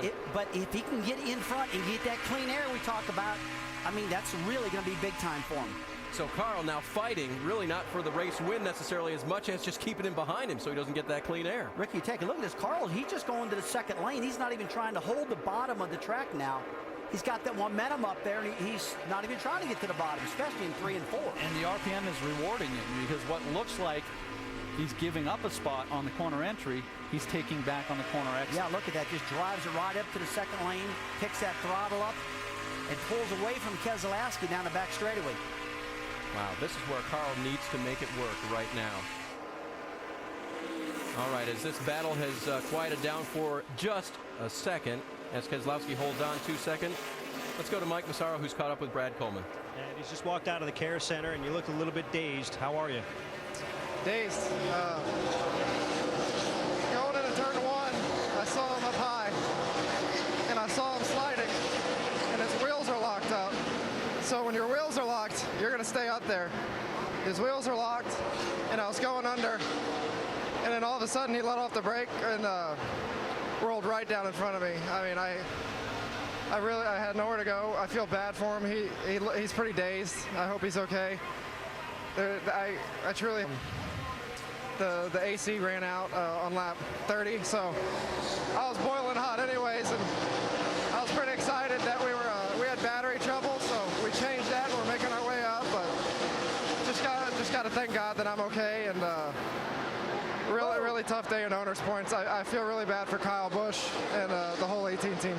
We're all happy to see you walk out. As Brad mentioned, Matt DiBenedetto, pretty dazed. He's still in the care center. We'll talk to him as soon as he comes out, guys. And trying that inside line, actually got the nose of the 22 ahead and then nearly lost it. He had it 95% done. That last 5% got the best of him. Man, these top 5 cars are really getting tight to each other right now. These two are racing, slowing the field down. Everybody's catching them. This thing's turned into a 5 or 6 car race right now. Brad is faster than Carl. Carl is just trying to wear him down. He's trying to tax the tires on the 22 car, because if he can do that long enough, this will even out. 34 to go. This is a short track. Well, it's a super speedway Saturday night battle. It's kind of what I was getting at. This is what the fans came to see, and boy, they were up on their feet when those guys were battling. So what happens when two guys get preoccupied with one another? third and fourth place guys come into the scene, and that's what we're seeing here with Kevin Harvick and Paul Menard. Well, the cars just won't run as fast when they're side by side. It just doesn't work. It just makes the cars handle different. Brad trying to get it done off the corner, and Carl will come back on him. He had it done, but there's no way that he would have scooted up there. He didn't know Carl wasn't there. Boy, if Carl can get ahead of him, Ricky, he just needs to not give that bottom up so bad. He's got to block him off a little bit. He's getting way high. Some great racing. If Brad could clear him, he'd drive away. Everything he can to keep him pinched down. It's costing Brad 200 or 300 RPM, and that's the difference between getting off the corner fast enough to make that. Goes and he's going to try it. Carl holds the high side. Does Brad have enough? And yes, this time he has enough to clear him. Clean and clear. Brad Keselowski, your leader again. Jerry Punch. Amazing what Brad K just did a moment ago, guys, because he has minimal to no brakes. He's having to pump the brake pedal. He says it's almost like the car accelerates in the corner when he goes in and he tries to use the pedal. He's had to Carl Edwards trying to make him use up his tire, too, still able to make the pass. Why it would have been more difficult for Brad to get around Carl? Yeah, yeah. We're trying to look at each other and figure this out. There's a lot of difficulty that can happen right there, and I'm amazed that the two tires are working that good for him right now, and I'm also amazed that Carl Edwards gave up the bottom of the racetrack that bad. Well, the reason it's so difficult is because when you run underneath somebody that long, the track obviously gets narrower, right? Which requires more steering. You need to hold the steering longer. If you release the wheel on exit, now gain speed, right, Rusty? Because you're releasing the wheel and you're taking away some resistance. Oh, absolutely. I mean, if you don't bind that car up, you're going to get more speed. We're watching Brad's car here. There was speculation that a lot of people were hearing him shifting, and we follow him along. I don't see it right now. I'm not saying that can't happen, but I haven't seen that happen here. But I heard Carl talking about it during doing because there's a big separation between third and fourth gear. But with the new rule, they're running a 411 gear this year in the rear. Now they have some heat in them. And that's 11 points less than last year. They ran a 422. These guys are screaming for more RPM. So maybe what he said was, hey, I'm going to grab third momentarily in the middle of the corner and try to jump up alongside him. Maybe that's what worked. Well, maybe that did happen if the cars got slow enough on the restarts down the middle of the corners. That could have happened. Brendan Gaughan with a problem now. Gaughan dropping back from the 10th position now, and he's dropping down to the inside of the racetrack. Puff of smoke I thought I saw there, too. Allgaier goes around. Wise is getting around. Brendan's in trouble. It looks like a left rear tire. And possibly, you're talking about shifting, possibly stuck in third gear, and I guess he'd get there because he was trying to shift down in turns 1 and 2. Well, if he got stuck in gear, he's definitely trying to shift then. Yeah, the command of the obvious right there as Carl now seems vulnerable in the 60 car. Here goes Kevin trying to get underneath, and there's Brad Keselowski. They haven't lost touch with the leader, and he's going to make the pass. Carl doing a switchback. Little crossover move there, and Carl gets second back going into turn 3. Carl, they do, but let me tell you, when you're sitting in the seat that Kevin Harvick's sitting in, that's aggravating. Boy, watch that 60 car dance in the tail. When you get right up alongside of a car, it makes you loose. And Kevin's got that baby packed down on the right side of Edwards, making it rough for him right now. But hey, we only got 26 laps to go. These guys can't give anything up at the moment. Carl doing what he was doing on the outside to Brad K. Now on the inside, trying to battle with Harvick for that second spot. Of course, Keselowski's loving this because you guys mentioned it earlier. Them racing, that gives him a chance to pull away. Sure does. And he is. And still this battle goes on. Harvick on the outside, and Menard now moving up on them for the in the 4 spot, trying to catch them. Yeah, just like Ricky said, when you run side by side, you're really slows you both down. So, hey, anybody betting that we're going to have another caution? It's possible. It's happened a lot this year with just 25 to go here at Gateway.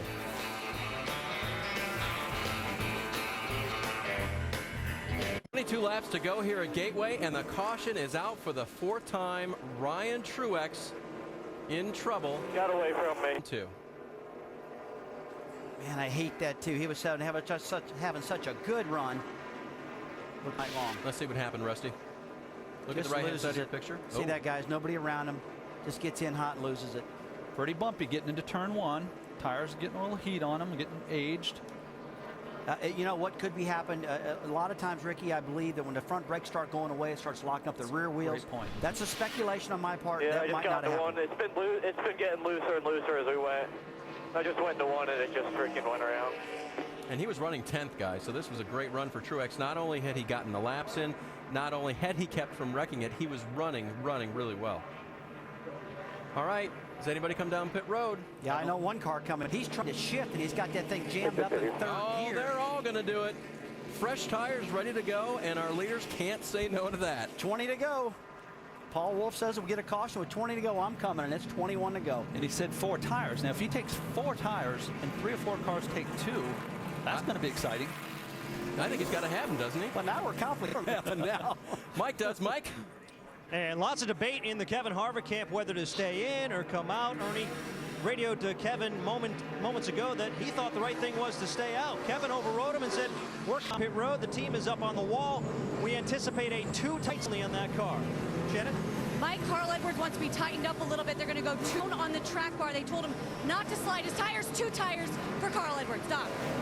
Right side tires only for Brad Kay. They asked Brad how you like the car. He said the car is good, but I'd rather play offense than defense. Let's pit. So he made the call. 2 right sides only. And look at Menard picking up 2 spots with his 2 tire stop. Harvick lost 1 and Edwards lost 1. So great stop for the 98 crew. Now we've had some cars stay on the racetrack too. See, Trevor Bayne stayed on the track. Yeah. Watch the 98 coming out of the pits here, guys. He's really screaming. Whoa! He took his lane and a little bit of Harvick's. That one in the race off of pit road. Pretty aggressive, but pretty good move by Paul Menard. And he's depending on the spotter there. The spotter will tell you who's outside of you. He'll say low lane or high lane. Well, this is the 5th straight race this season with a caution in the last 25 laps, and by golly, all our leaders came in for tires. Well, here at Gateway, we've seen some interesting strategy play out. The top 6 cars did not pit. Brad Keselowski won the race off of pit road, but Trevor Bayne stayed out, Reed Sorensen, Ricky Stenhouse, Shelby Howard, and Brian Scott, the top 5 cars actually, all stayed out. And it is Bayne who will lead us to green, guys. And those guys got about 25 laps in their tires, so let's see how good they hold up. They were also debating about which line he should take, because we've seen an interesting set of circumstances with the inside or the outside. He chose the outside. So with less than 20 to go, you're going to see some aggression back here. I'm pointing back 6th, 7th, 8th, 9th. And it's going to get really exciting. Well, if you look back there, the 3rd car on the inside line, that is Brian Scott, the 11. That green car, that's the last car that did not take tires. Just to his outside, Brad Keselowski with the 2 fresh right sides, and then everyone else of the lead pack on back from there. So that's where it's going to get interesting right away. Ooh, things are going to get busy. Because when those front guys don't have the speed, those guys in the back, it really causes havoc, especially getting down into turn 1. They'll try to make it 3 wide off of turn 2. We saw it in the truck race this afternoon. Really bogs them down. Somebody will force the issue here. 4 of those top 5 have never won a Nationwide Series race. The guy in the 32, he's won twice here. We'll see with 17 laps to go when they come to green. Who is it going to be? Trevor Bayne, 18 to go, 17 this time by. Trevor Bayne will lead him down, and he gets a good jump on Sorensen.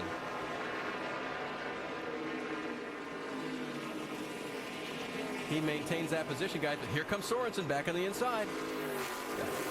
One of the problems you have staying out on old tires, you got to clean them off really well under caution. And it looks like both those guys slipped a little getting into turn 1. Here's the shuffle we were talking about. Keselowski is clear. Harvick is clear. Now Stenhouse getting eaten up by the 98 of Menard. While this goes on, we should tell you that Matt DiBenedetto has been treated and released from the infield care center. So the driver of the 20 is okay. But now Mike has caught up with Matt.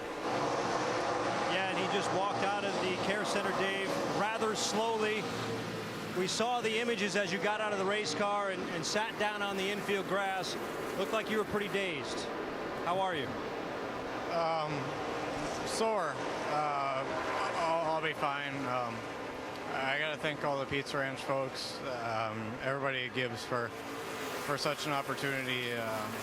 I mean, we had a good car, just being patient, biding our time, and thought we had a good run. Something happened there off off of turn 2, and I'm not sure whether something broke or a tire went down, but I absolutely could not hang on to it. So unfortunate, it tore up 2 of our race cars. I feel bad. Matt DiBenedetto did walk out of the care center rather slowly, but Dave, very good to see him walk out. Now, you're right about that, Mike. We're watching the battle for second now between Keselowski and Sorensen, and Shelby Howard is up out of the groove. Remember, he did not pit, has older tires on there, and now all those guys, with the exception of leader Bain and third place Reed Sorensen, they've kind of been disposed of. Well, right now the leader's car owner is standing by with Doc. Yeah, let's ask Michael Waltrip. Michael, you opted to keep your driver Trevor Bain on the racetrack and not pit. Why? I'm just real proud of the team. That was a great call. All the guys on the out pit crew team lined up and said, Jerry, that was a great call. We didn't want to make it. We're glad you did. Our car was as good as it had been on that last run, and so Trevor wanted to stay out. Jerry decided to do that, and I think it's going to parlay us into the best finish we could have possibly got. We can't run with the 22 or the 60, but outrunning everybody else right now. All right, a gutsy call by Jerry Baxter. And his young rookie still has the lead right now, but Keselowski is there. You know, you got to agree with Michael, because, I mean, he was back there 5th or 6th. Oh, Harvick in the wall. Yeah, that's it. Whoa. And that is a big hit for Kevin. He is on the backstretch, just on the exit of turn number 2. As caution comes out for the 5th time. He was running 4th when this happened, guys, trying to get it refired. It had the appearance of a down right front. Man.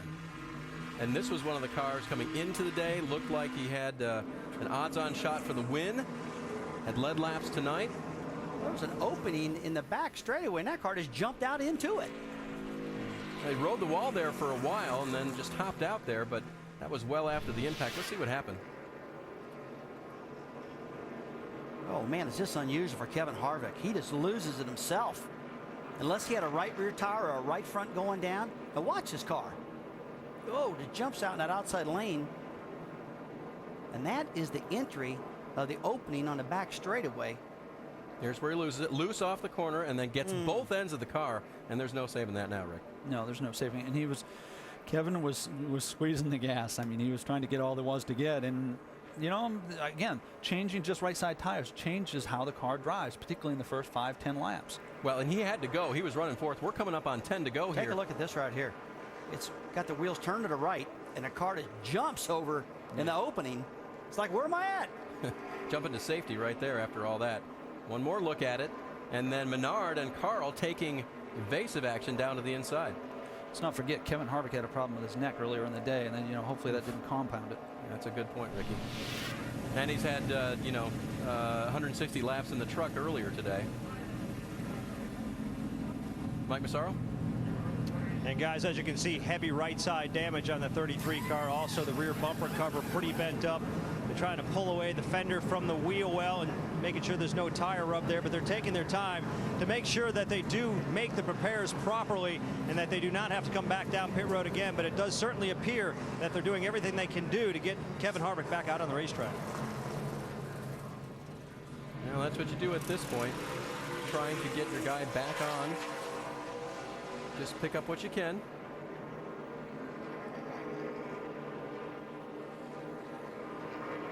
All right, so this is Matt DiBenedetto's car. We just talked to Matt. He is not in there at all. And so we're being told that Ryan Truex is actually in that car.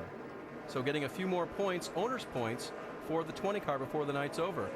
Joe Gibbs Racing 20 team will get the points. And I guess it backs up just how important it is for these guys to get out there and get every lap they can, even in a destroyed race car. Yeah, absolutely. If they can get out there and get anything possible, I mean, it's very important. Like I said earlier, these owner points are what everything's dictated off of. And that's a cool job. They got them out there. So let's see where they stand right now and why this would be important. There they are, running 3rd and trying to pick up what they can to stay ahead of the Roush crew in the 60 car.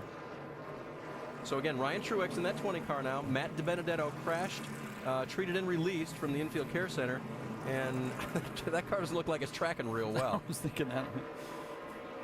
All right, well, as we wind it down here at Gateway, don't forget the Open Championship continues on ESPN tomorrow. They're going for that Claret Jug from St. Andrews on the old course.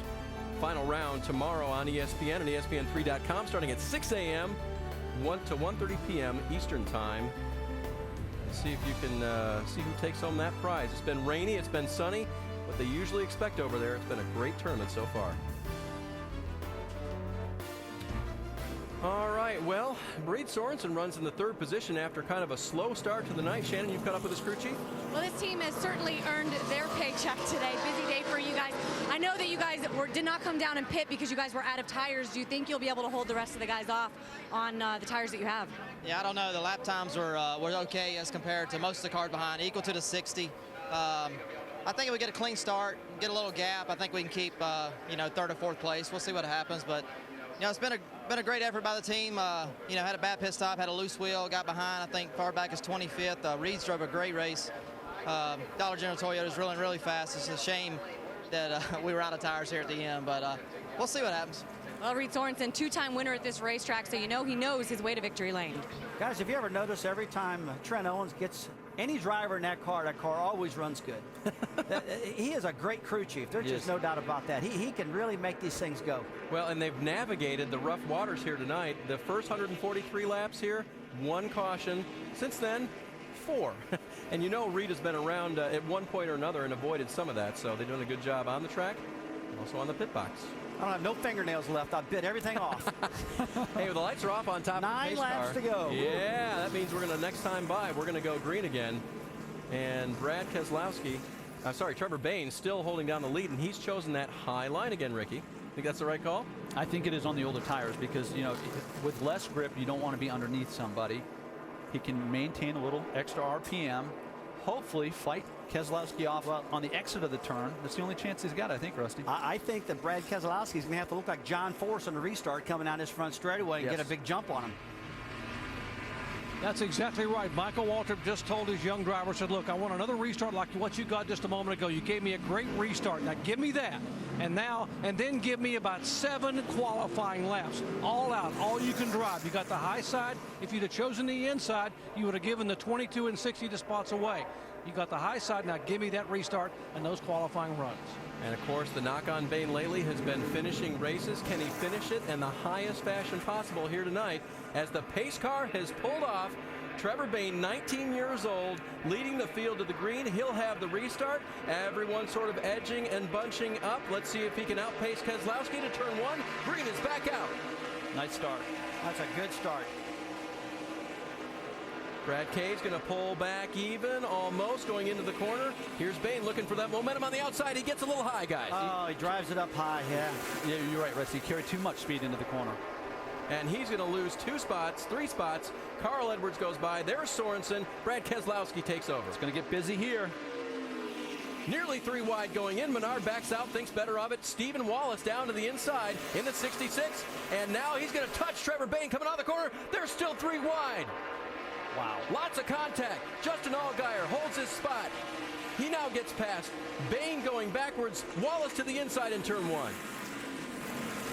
That was nearly big, guys, and Allgaier has damage. He's smoking. Yeah.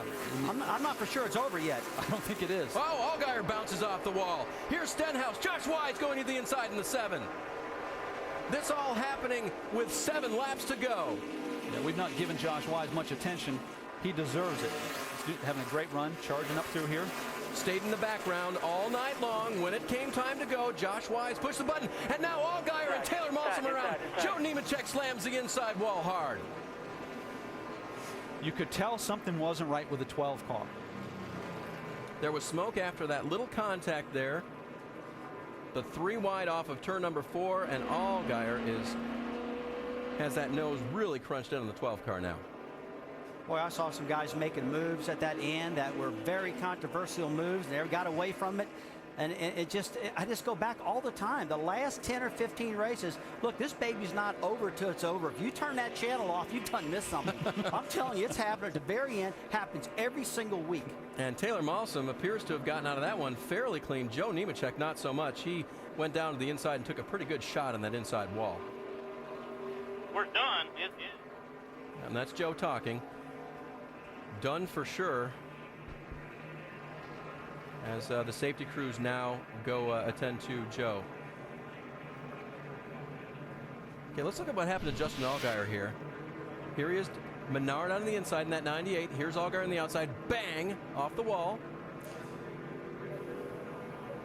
And then as they get down into the turn, this is what the big one was Left about. rear tires flat, guys. That was from that 3-wide racing. Somebody got into the left rear, more than likely. And he's trying to coax it down. Taylor Malsom really came up on him there, and that young rookie just got into the back end of the 12 and spun him around. Yeah, Justin couldn't do anything about it. He was holding on, doing the best job he could with that flat tire. There's Malsom contact. Bliss got by. Kenny down on the inside, just getting by. Morgan to the high side. And remember, Justin carried an onboard camera for us tonight. Here's what it looked like. Still two, clear one. Just two below you, 98, 98. There's that contact off the wall coming off of 2. Still two below you. And then the dive down into 3. Outside. Hey, what you can here? Got one going flat. I don't know which one. Come on. Right side tires, guys. Right side tires. Oh, inside, bud. Inside. Hold first, bud. Hold first. A lot of times, you'll feel a tire going down in one set of turns, and then you'll confirm it in the next set. Here was the contact. Steven on the inside. And there's a big rub from Trevor Bain in the middle. Big rub. And there's Allgaier on the outside. Oh, they're all jammed together. They can't get away from each other. It's good, hard racing here with just a few laps to go, but 12 of Allgaier getting the worst of that. Joe Nemechek as well. And this is the scene. And this is the scene now as they've stopped the cars on the racetrack entering turn number 3 with Keselowski as our leader. You know, it's hard to tell drivers to think about risk versus reward. That, hey, you're running in 4th, 5th, or 6th, get the points, but as a driver, you're in the car going, I think I can get some more positions. I think I can get them. And boy, this intensity builds up, and these things happen in the Nationwide Series, and it happens in the Cup Series too. We see it all the time. Well, and this happened to Allgaier last week at Chicagoland. Remember, it was down near the end of the race. He actually told me that he had gone low on the apron to avoid what had been happening around him, but nonetheless got involved in a big wreck there too. Well, Joe Nemechek's car is on the hook. They have put the red flag out so the safety crews can get to work, and the track cleanup crew can make this race ready for us with just 5 laps remaining here at Gateway.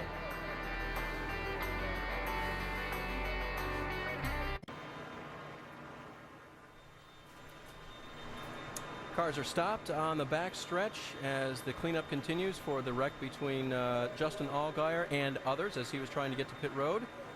Our leader is Brad Keselowski. Rusty, why don't you see if you can dial him up? Hey, Brad Keselowski, Rusty Wallace up here in the booth with ESPN. You got us? Yo, what's up, man? Well, he's getting pretty intense out there. We're watching some pretty tight corners. Looks like you were shifting a little bit. How's that working for you? Not as good as this for Carl. He's got it figured out. He's got pretty good smoke, too, so it's going to be tough to beat him. This is kind of playing right into his hands on having a restart, so we'll just have to see how it plays out. All right, buddy, we'll get out of here. You have a good race. It's going to be pretty exciting. 8 laps to go here. 4, thank you. All right, thanks to Brad for giving us a little insight there. You know, sitting back there, a lot goes through your mind. Crank up. Let me know when it's running. As they crank him up. Ricky, what was that like for you when they'd stop the race like that? I never liked it. It was very disruptive, and it allowed you to sort of wane your thoughts. When you're in a rhythm and the race is rolling along the way you want it to be, like it is for Brad Keselowski or Carl Edwards, you want to keep that going. And, just too much time to think right now. Okay. Well, they actually have put the yellow out now. The red flag situation is gone. And we're going to see if we can talk to second place, Carl Edwards. Hey, Carl, Rusty up in the ESPN booth. You got us? Got you, Rusty. How's it going? Well, it's pressure cooker time now, buddy. 8 laps to go. How's that car running for you? You know what they say, pressure makes diamonds, so we'll see if we can do it. This Aflac Fusion's good. I think Brad's real good too. And I can tell you, we've been having fun racing. Pretty exciting running side by side like that in front of these fans, and just hope we can get a good restart and get them here on this short run. I think the car is good enough. I've just got to be mistake free, you know. All right, buddy, we'll get out of here. Have a good run. All right, Rusty, thanks. It's going to be very interesting to see which lane Brad chooses. Can you believe those guys are talking to us? With 8 laps to go. And we get permission from them, and they love to talk to us, but I'm like, wow. Absolutely. All right, they were also talking on the radio. Let's listen. What do you think on the restart, Paul, top or bottom? I don't know. I don't know if we run up top what he can do on the bottom. My only comment is when he had a lane to choose and he was 2 back behind you, he chose the high lane. 10-4. I don't know if it's smart to base your game plan when you have the fastest car on taking someone else's lane away. I almost feel like you just need to execute your own lane. My lane is on the bottom. How about that, huh? Well, I think that's the type of thing that happens when you sit there under a red flag. That's what I was speaking of, really. I mean, way too much time to think about this and make it difficult. So do you play to your strength, or do you take away his strength? And Brad wants to play to his own strength. All right, that sounds like offense to me. We want to let you know Joe Nemechek was treated and released from the infield care center. That is good news after he took that shot to the inside wall.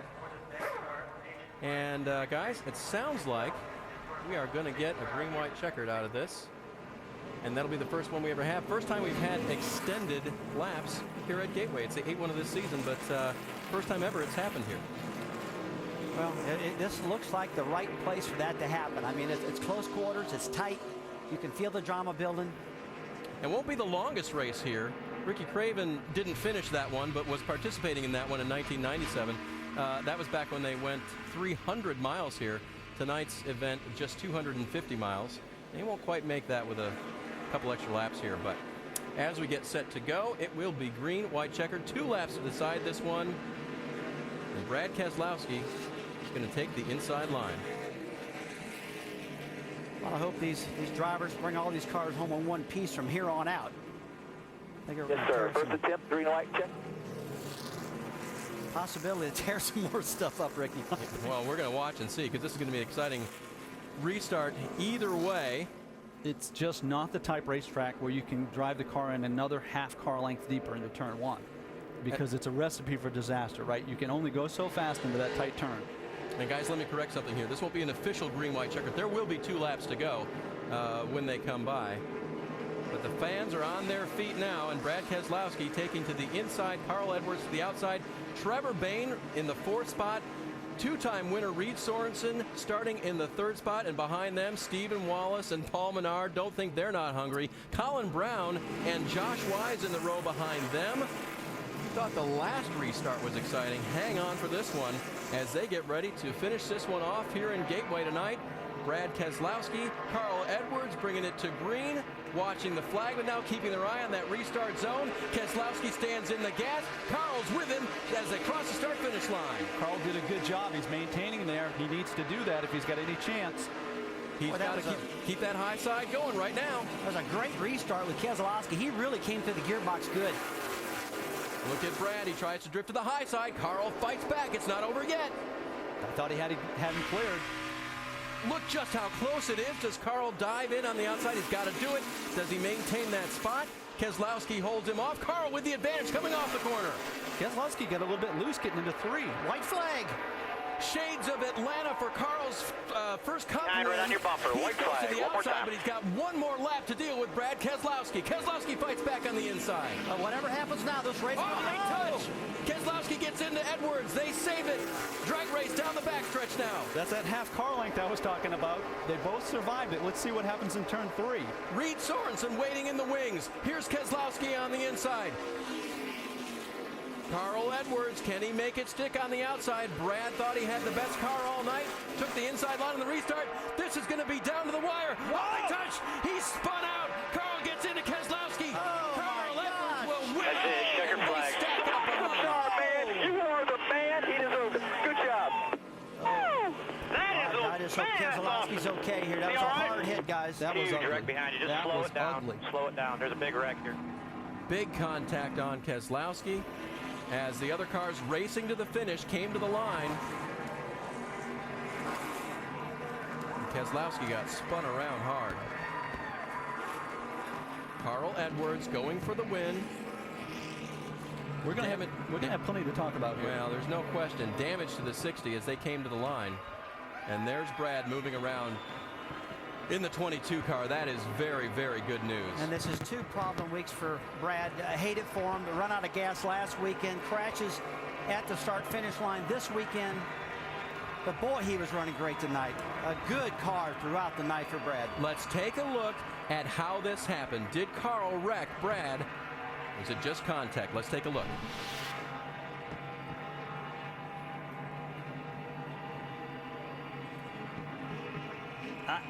It looks to me as though Carl thought that he was cleared and he was going to do a crossover and maybe misjudged that. Boom, right there. Is that Bliss or Howard? It's Colin Brown gets hit also and spun around. 88 car Steve Arpin. You see Luffler involved in this. Here it is again. Carl's got that outside run. Thinks he's got the room to do it. Boy, that's such a hard angle to see if Brad came up to block in any way. Carl didn't lift. We can confirm that. There's no question there. Guys, you got to remember, you're coming to the start-finish line, too. This is hard to say it was his fault or somebody else's fault. It's the money lap. The flag's waving. Watch this hit by Keselowski. He's stuck on the inside line there. And just hard contact.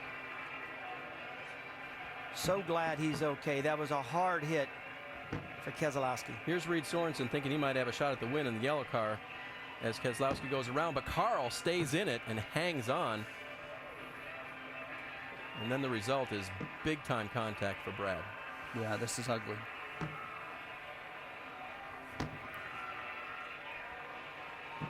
Well, they build him safe, and it's a darn good thing because here's what it felt like for Brad Keselowski coming to the checkers. Come on. We lose our camera, but listen. That's the one right there.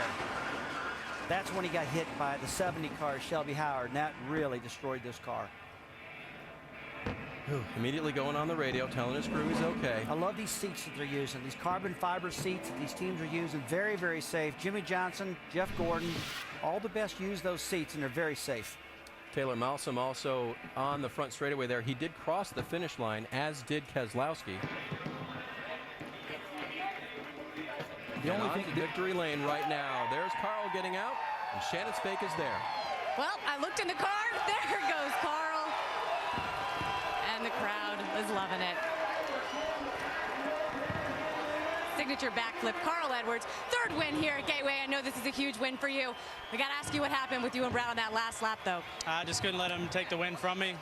My guys worked way too hard for that. We had a great restart. My guys built me a great car, and we came to the checker flag, and I hate to see stuff tore up, but we came here to win, and he took it from us there in turn 1, and just an awesome race. I can't thank Copart.com enough, Fastenal, and Aflac. Aflac's always got me under their wing, and I just really appreciate their support. So, and thanks to the fans. Thanks for coming out here and braving the hot weather.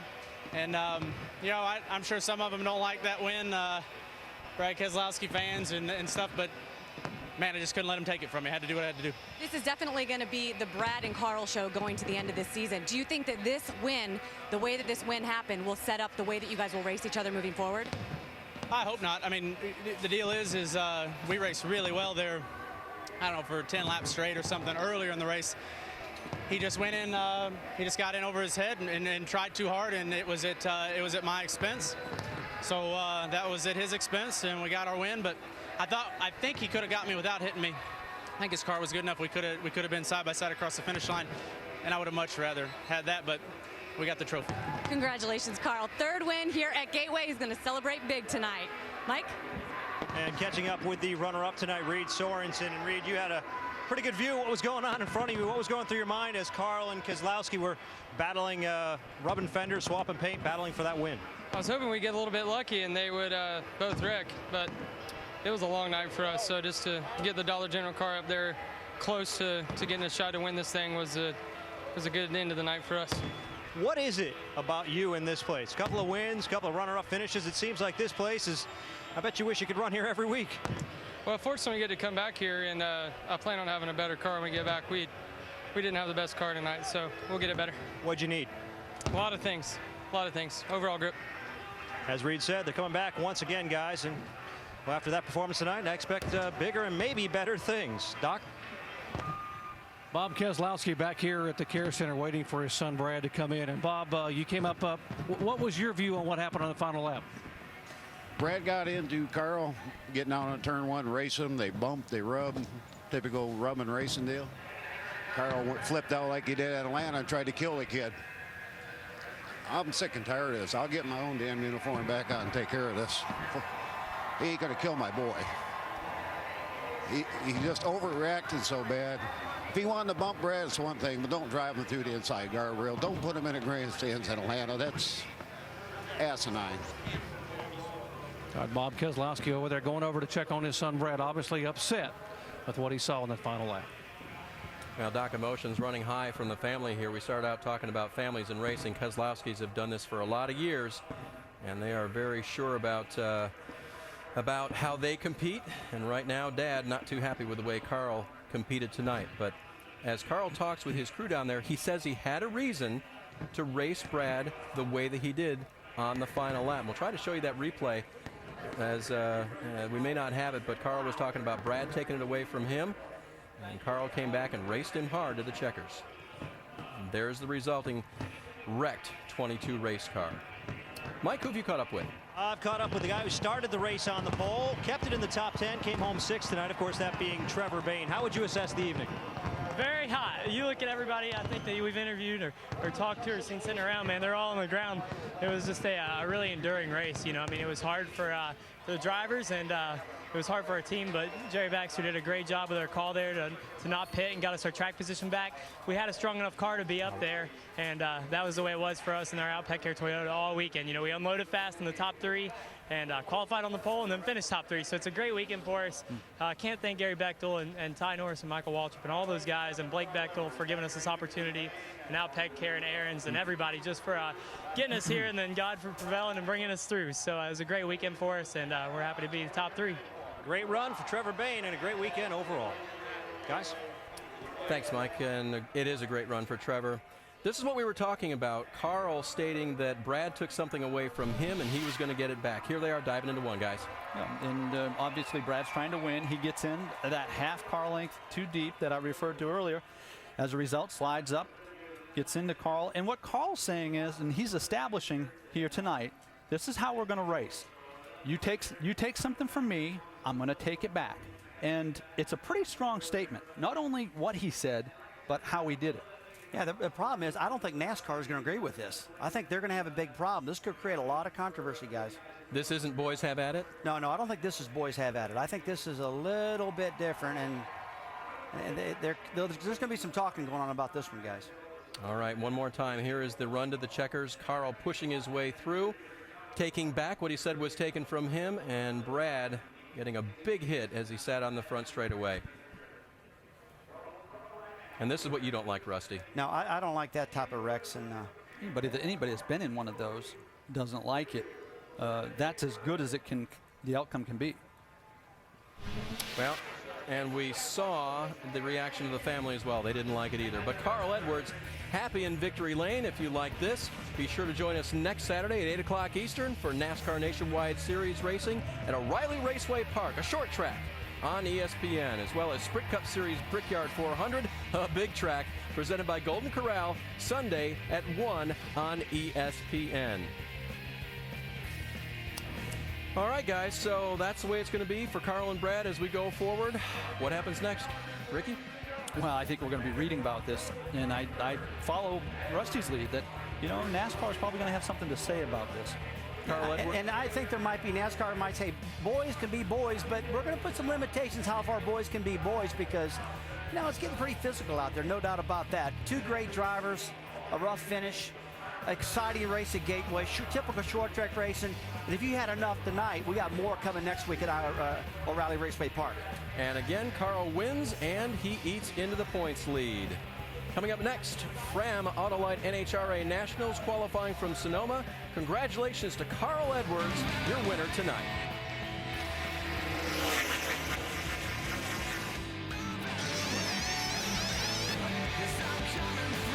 Well, it was a big night here at Gateway. Brad got out of the grass, got it under control, got his 22 car back under it. Joe Gibbs' teammates crashing out together. A bad night for them. The final lap coming to the checkers. Carl wins. Brad gets wrecked. We'll see what happens next week. This has been a